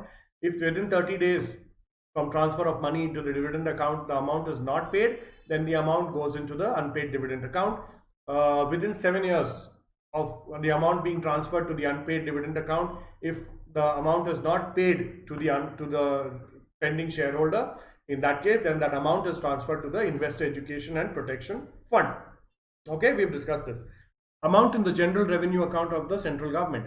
The amount in the general revenue account of the central government which has been transferred to that account under section 205A subsection 5 of the Companies Act 1956 as it stood immediately before the commencement of the Companies Amendment Act 1999 and the remaining period of commencement. So if there was any balance in the general reserve account of the central government before the Companies Act came into existence, then when the Company Act came into existence, that amount has been transferred from the general reserve of the central government to the Investor Education and Protection Fund.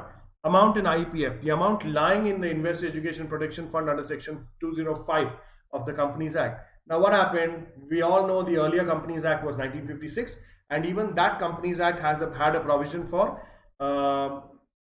Investor Education and Protection Fund. So once the Companies Act 2013 came into the picture, the amount from the Investor Education and Protection Fund under Section 205 of the Companies Act 1956 is transferred to the new Investor Education and Protection Fund under Companies Act 2013. Income from investments, the interest or other income received out of so normally the fund will have a lot of money. So those are invested in liquid funds. So whatever income that is earned from those investments of the money of the fund will also form part of that fund. It might be invested in a mutual fund or a debt fund or a liquid fund or any short-term and secure investment. So whatever money comes from there is also part of that amount. Amount received through disgorgement or disposal of securities, the amount received under this thing. Now if you remember, within 7 years, if the amount is not claimed from the unpaid dividend account, then the amount is transferred to the Investor Education and Protection Fund. All right. So in that case also, and then also you saw that the shares are transferred in that amount, in that account, in the Investor Education and Protection Fund. Then also in my previous sessions, if you see, I have also mentioned about a topic called personation of transfer. That means a person who's transferred shares or taken up shares through fraudulent purposes is said to have taken it by personation, and it is invalid. The company can take those shares and deal with it as it wants. So once a company has taken over those shares which a person has acquired through personation, those are also transferred to the Investor Education and Protection Fund. So then the Investor Education and Protection Fund can dispose of that securities in whatever manner it wants, and that sale amount is again part of the Investor Education and Protection Fund. Application money. Now what happens? The application money received by companies for allotment of any securities and due for refund only if such amount has remained unclaimed and paid for a period of 7 years from the date it became due for payment. Matured deposits other than banking. Okay, now what happened? Now the company had issued shares to the public, and the public paid application money. Now obviously the minimum subscription of the company, the subscription was not received, so the company had to return the application money. Now while returning the application money, if the company is not able to identify or locate the person who made the application for a period of 7 years from the date of receipt of that amount, then that amount of application money will go into the Investor Education and Protection Fund. Please take about 2 minutes and read this, and then we proceed.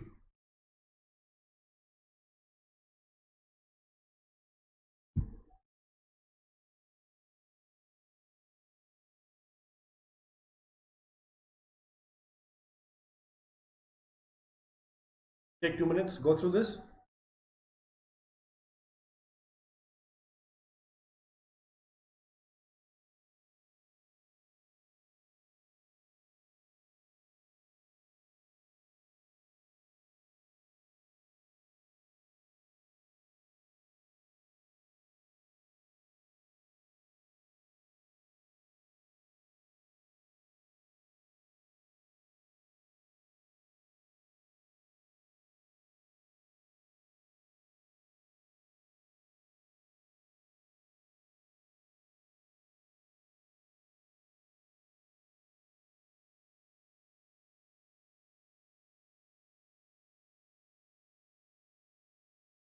Take another 30 seconds, go through this and ask me any questions you have.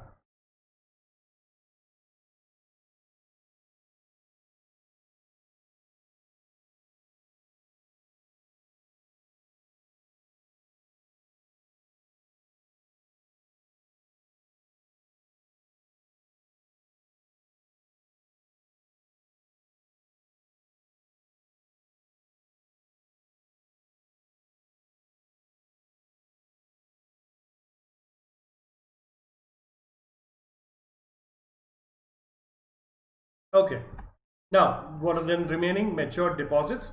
Now in my previous session I've spoken about deposits, that they need to be repaid to the person making the deposits. In case it is again remaining unpaid for a period of 7 years from the time it became due, the deposits received from members or from public, then that amount of deposits along with interest will be transferred to the Investor Education and Protection Fund. Please refer to my previous session on receipt of deposits from the public and members.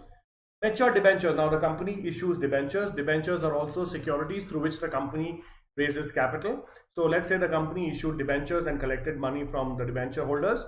and gave them debentures in return. So on the maturity of those debentures, the debentures were redeemed. But if some debenture holders were not able to be identified or located, then if they have not been done so from 7 years from the date on which the amount became due for payment, then that amount will be transferred to the Investor Education and Protection Fund. Also, the interest on the matured deposits and the matured debentures up to 7 years will be transferred to the Investor Education and Protection Fund. Amount received from sale proceeds. Amount received from sale proceeds of fractional shares arising out of issue of bonus shares, mergers and amalgamation for 7 years or more. Now see, whenever bonus shares are issued, there is a possibility that there could be a fractional share. For example, if a holder of 3 shares gets 1 share, a holder of 3 shares get 1 share, and a person holds 10 shares. So how does he get? 10 divided by 3 will be 3.33. So that 0.33 is a fractional share, and whatever that amount is sold will come to the Investor Education Fund, because obviously you cannot give a 0.33 share to anyone. You can give him a 1 share or 2 shares, but you cannot give him a 0.33 share. So that amount, sale of those fractional shares, whatever amount is received and unclaimed for 7 or more years, will come under Investor Education and Protection Fund. Redemption amount of preference shares remaining unpaid or unclaimed for more than 7 years, similar to deposits and debentures. If there are any preference shares who have not collected the money on redemption of preference shares, and that amount remains unclaimed or unpaid for a period of 7 years from the date they become due, then that amount along with the interest for 7 years will be transferred to Investor Education and Protection Fund. Other amounts, such other amounts as may be prescribed in Rule 3 of the Investor Education and Protection Fund Authority. So then this is the residual clause, where any other amounts, if they are specified by the Investor Education and Protection Fund Authority, such amounts may also be transferred to the Investor Education and Protection Fund. Now this is all what we had to talk about as to how the Investor Education and Protection Fund gets its money. Now what does it do with that money? Now all that money has come. Now what do we do with that money is what we are going to discuss further. Just one sec.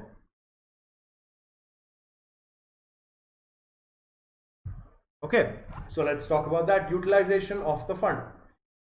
According to section 125 subsection 3, the fund shall be utilized for: first, refund of unclaimed dividends, matured deposits, matured debentures, application money due for refund and interest thereon. So like how they collected the money, that means if there was any unclaimed dividend for a period of 7 years, if there were matured deposits which were not claimed or paid for a period of 7 years from the date they became due, or there were matured debentures which were not paid to the or not claimed by the debenture holders for a period of 7 years from the time they became due, also the application money due for refund if they were not claimed for 7 years, all these amounts can be actually claimed and will be used by the Investor Education Fund Protection Fund to pay the person of those unclaimed dividend, the recipient of the matured deposits, the recipient of the matured debentures, and the recipient of the application money due for refund. So the Investor Education and Protection Fund will still try to repay these amounts to them by trying to find them out and making adequate efforts.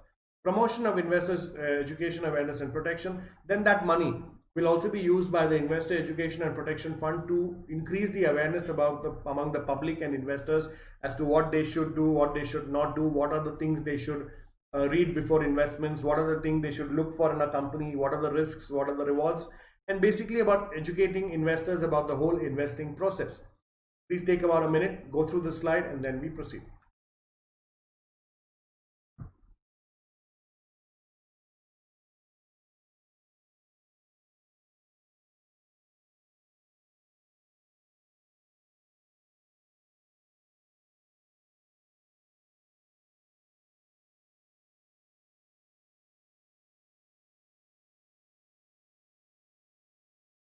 Okay, take another minute and go through this.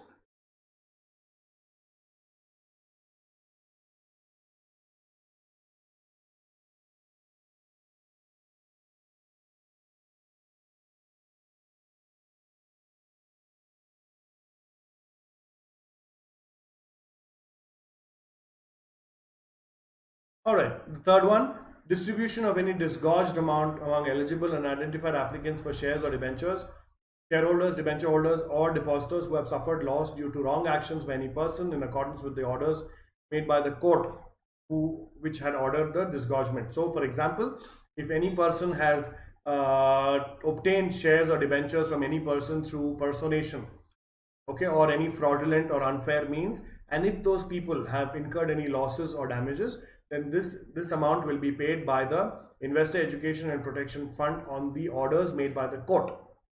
So whenever the court decides that okay, this person's shares were taken over by personation, then in that case the court will order that the Investor Education and Protection Fund makes good to the other person who suffered damages and losses due to the personation of the convicted person, and whatever amount the court may order.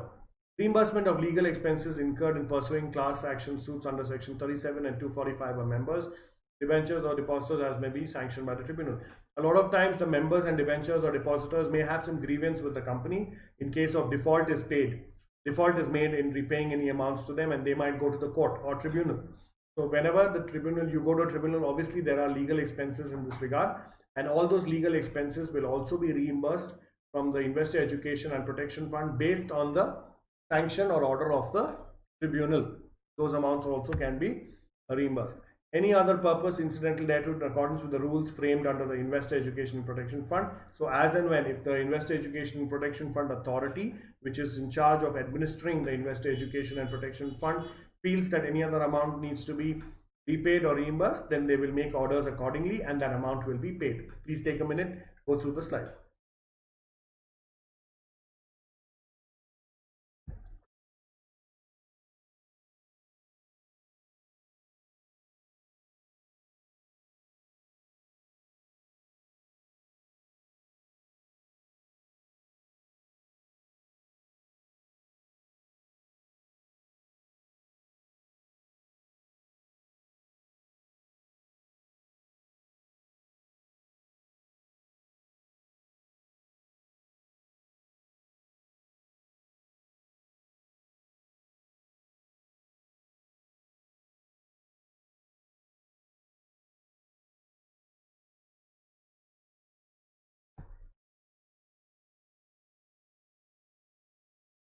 Okay, then we see. It is provided that in case of a person whose amounts referred to in clauses A to D of section 2 of section 205C transferred to IPF after the expiry of 7 years as per the provisions, the company shall be entitled to get a refund out of the fund in respect of such claims in accordance with the rules of this section. Now, application to the authority for payment. Now, we've seen what are the sources of where you get the money into the Investor Education and Protection Fund, and we also saw for what it is used. And one of the purposes we saw it is used for is to pay to the people who have unclaimed dividend, unclaimed shareholders, unclaimed debenture holders or depositors. So now we come to what is the procedure. Any person claiming to be entitled to the amount referred to in section 125(2) may apply to the authority constituted under section 125(5) for the payment of money claimed, that is your unclaimed dividend. So any person suddenly realizes that, oh, I need to get my dividend, and it is moved to the Investor Education and Protection Fund. So what do I do? So it needs to apply to the company and providing documents and everything, and then the amount can be claimed by them.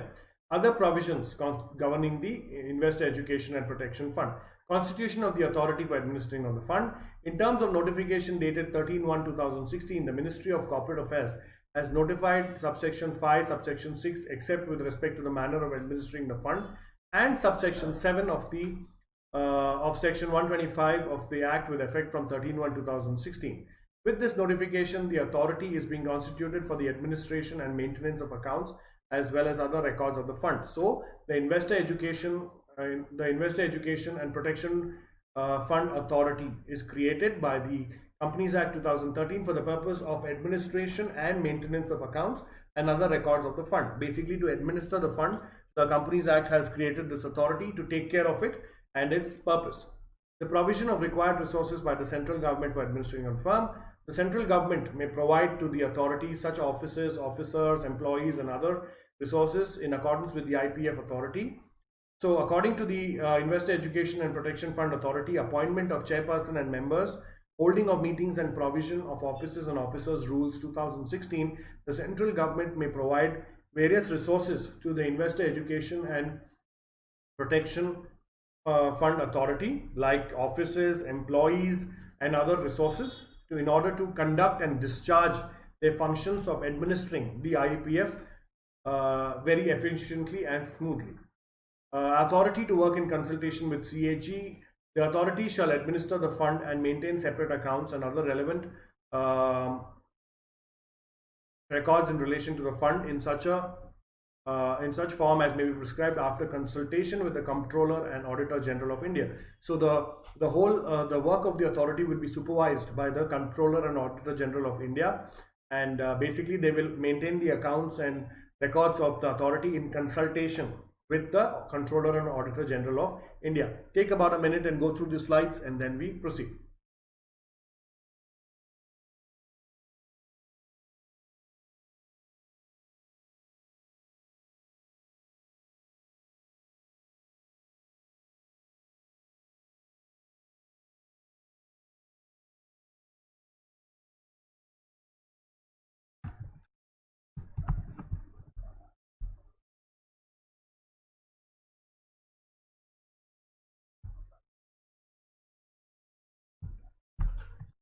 Okay, then we come to spending of money. The authority shall be competent to spend money out of the fund for carrying on the objectives specified under section 125(3).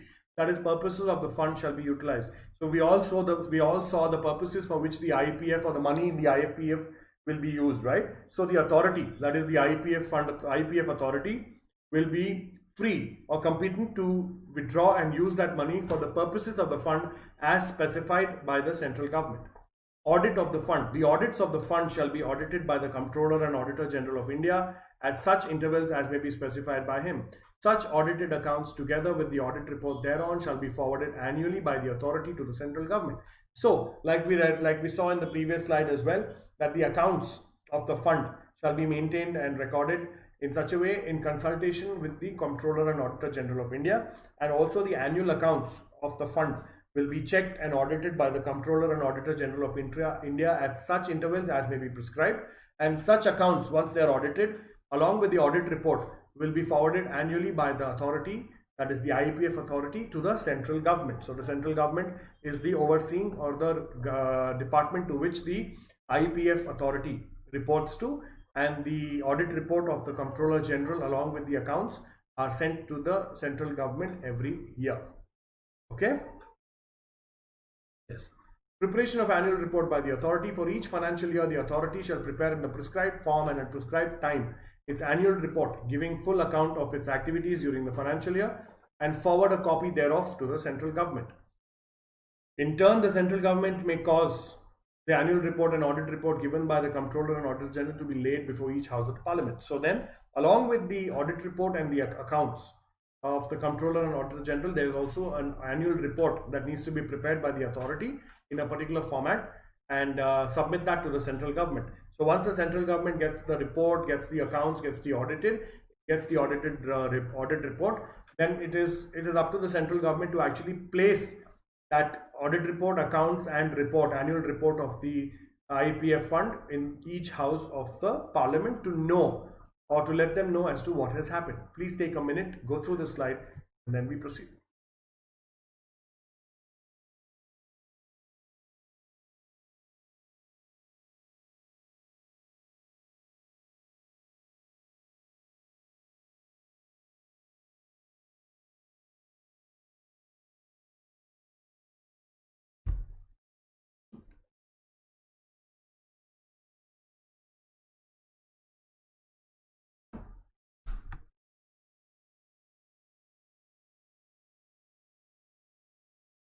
Right of dividend, right shares, bonus shares to be held in abeyance pending registration or transfer of shares.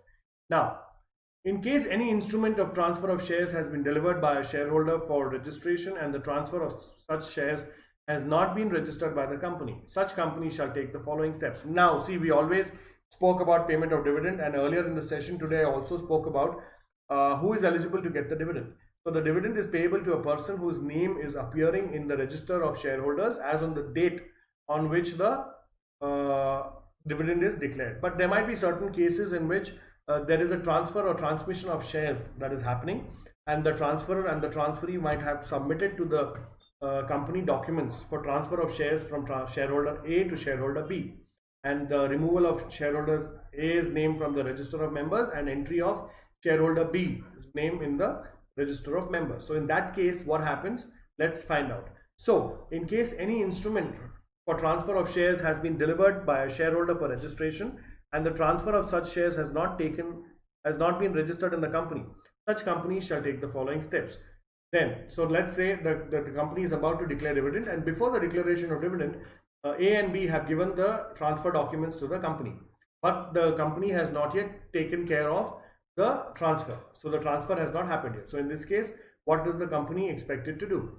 First, transfer the dividend in relation to such shares to the unpaid dividend account.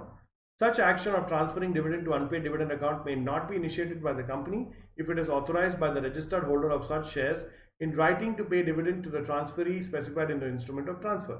Now, see, the first case is when shareholder A's name is appearing in the register, but he has given the documents for transfer of his shares to shareholder B, but that transfer has not yet been registered by the company, and the company is about to declare a dividend, or it has declared a dividend. Now, in this case, first thing the company will do is whatever is that the dividend payable to shareholder A, it will transfer that amount to the unpaid dividend account. However, if shareholder A gives in writing that okay, whatever dividend was payable to me, please give it to shareholder B because I'm transferring the shares to him, then the company will not transfer that money to the unpaid dividend account but will pay it to B, but it should come as instructions from A. Okay, then, and keep in abeyance in relation to such shares any offer of right shares under section 62(1)(a) and any issue of fully paid up bonus shares and this thing. Now, this first the clause A we read about, we spoke about declaration of dividend. But what about issue of right shares and bonus shares? In my previous sessions, I've also spoken about what are bonus shares and what are right shares. Right share means a way in which the company raises capital by issuing more shares to the existing shareholders in proportion to what shares they're already holding. So, for example, if the company says for every 5 shares held by a shareholder, I will give you 1 share. So, if a person has 50 shares of a company, 50 divided by 5 is 10. So, he will get 10 additional shares of the company and he will have to pay for that thing. And bonus shares are free of cost. So, the company says for every 5 shares you hold, I will give you 1 bonus share. So, if a person holds 50 shares, he will get 10 bonus shares absolutely free. So these provisions have been mentioned and discussed in the previous sessions. I request you to go through them and ask me if you have any doubts. So for dividend, we saw what could happen, right? They can either transfer the money to the unpaid dividend account, or if shareholder A says, no, it's okay, you give it to B because I'm transferring the shares to him, then in that case, the dividend will be paid to B. But in case the company is offering right shares or bonus shares, then that exercise has to be kept in abeyance until such transfer of shares or whatever has taken place, and then the right shares and bonus shares can be given to the rightful transferee of those shares. Please take a minute, go through this, and then we proceed.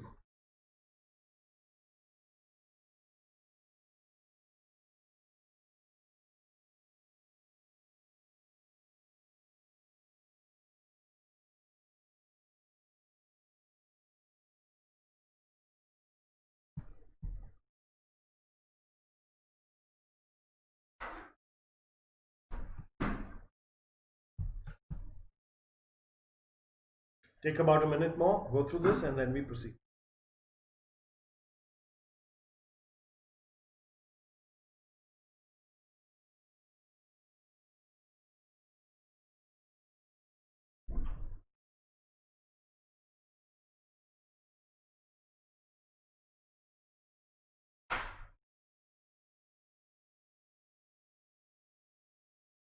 Okay, punishment for failure to distribute dividend within 30 days. So like we saw earlier, within 30 days of declaration of dividend, the amount of dividend should move from the company's accounts to the dividend account maintained in any scheduled bank, and it should be kept there.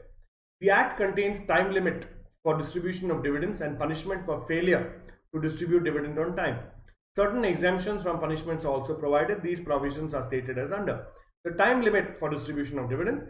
In case a company declares a dividend, it must be paid or the dividend warrant thereof must be posted within 30 days from the date of declaration of dividend to the entitled shareholders. Posting of dividend warrant within 30 days absolves the company from any punishment, irrespective of whether it is received by the shareholder concerned within or not. The offence is committed only when the company fails to post dividend warrants at the registered address of the members within 30 days of declaration. Non-receipt of dividend warrant by the shareholders within the prescribed time does not attract any punishment. Now, see, what does the Act say? Within 30 days of declaration of dividend, either you should pay the dividend to the shareholders or give them a dividend warrant. Now, what do you mean by dividend warrant? A dividend warrant is nothing else but a document which entitles the holder of the document to come to the company and collect the dividend from them. So, within 30 days, if the company posts the dividend warrant to the shareholder at his registered address and has documentary proof of that, then it is good enough that the company has done its compliance and the company will not be liable for any punishment. The only time they are liable for punishment is when the company has not posted the dividend warrant within 30 days to the registered address of the shareholder. That means the address appearing in the registers of the company. In case the company does not do that, then the company is liable for punishment. So non-receipt of dividend. So it could be that the company sends it on the 29th day, it by post, and the shareholder receives it on the 35th day. Even though it is more than 30 days, but the company has sent the document within 30 days to the shareholders, even though he might receive it later. In such a case, the company is not liable for any punishment. Please take about 30 seconds, go through this slide.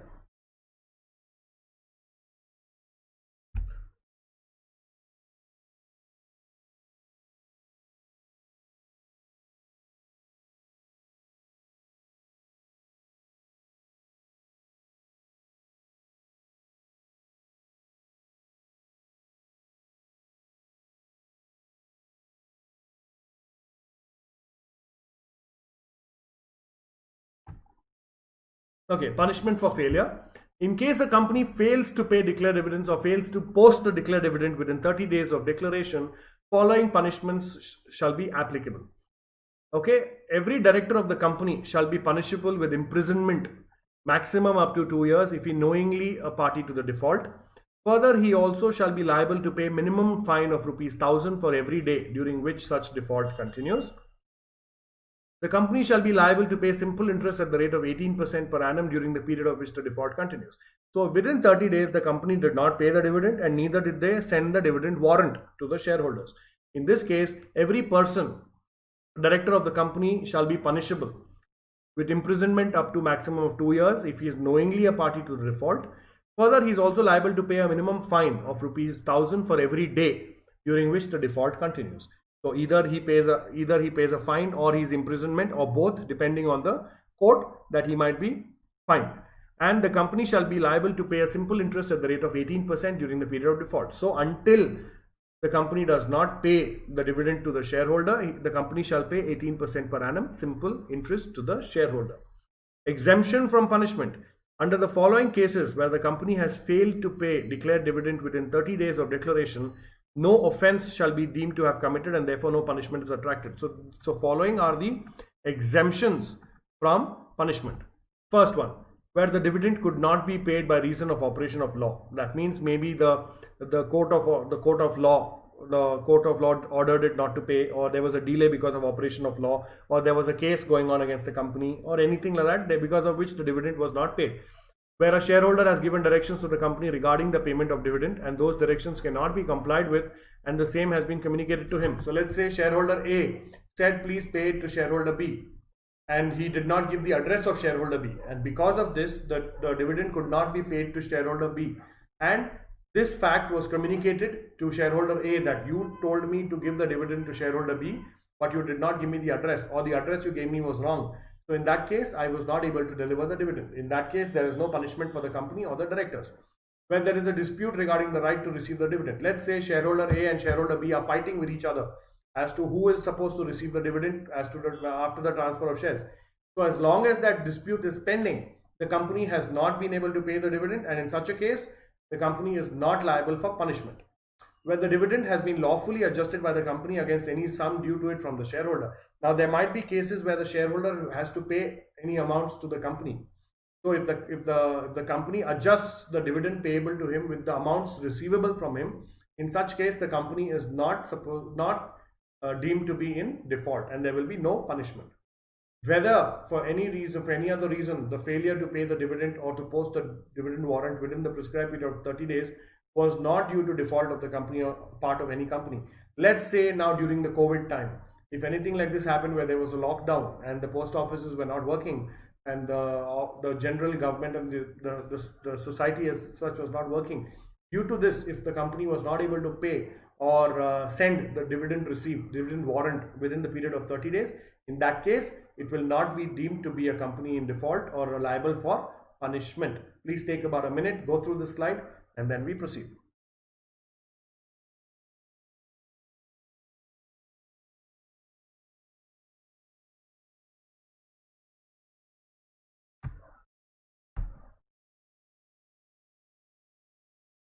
Okay, now this is not very important.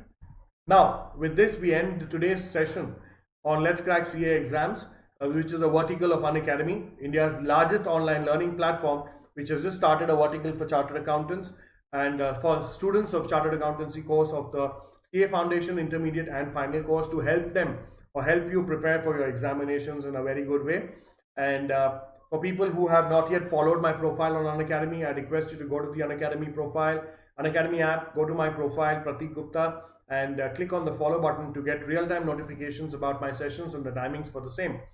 And also I would like to bring your attention again to the Plus platform of Unacademy, which is a paid subscription model which provides packages in the range of for a period of 1 month, 3 months, 6 months, 12 months and 24 months. Let me quickly take you to that.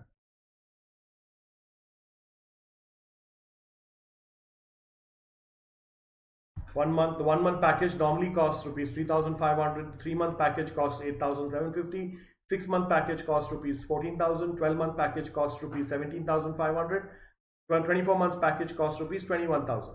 When you have made a choice of your package, please do not forget to use the code Prathik, Prathik, to get a discount of 10% on the list price. I repeat, Prathik to get a discount of 10% on the listed price. And after discount, the prices of the various packages are: 1 month package will cost you rupees 3,150, the 3 month package will cost you rupees 7,875, the 6 month package will cost you rupees 12,600, the 12 month package will cost you rupees 15,750, and the 24 month package will cost you rupees 18,900. Do not forget to use the code Pratik to get a discount of 10%. While you are free to make the subscription of your choice, I will personally recommend to you the 12 months and the 24 months package for 2 reasons. One is it's cost effective, and secondly, when you want to prepare for an examination like the CA course, you normally require a year plus to prepare, and the CA Foundation and the Intermediate package is being given to you in one. So it will help you if you go for the 12-month or the 24-month package and make the most of it. So I request all of you to make the most of this opportunity and benefit from it. Do not forget to use the code Prathik, Prathik, to get a discount of 10% on your listed price. And for those of you who have not yet downloaded the Unacademy Learning app, I request you to go to the Play Store and download the Unacademy Learning app and start using it. You need to register on it using the OTP sent to your mobile number.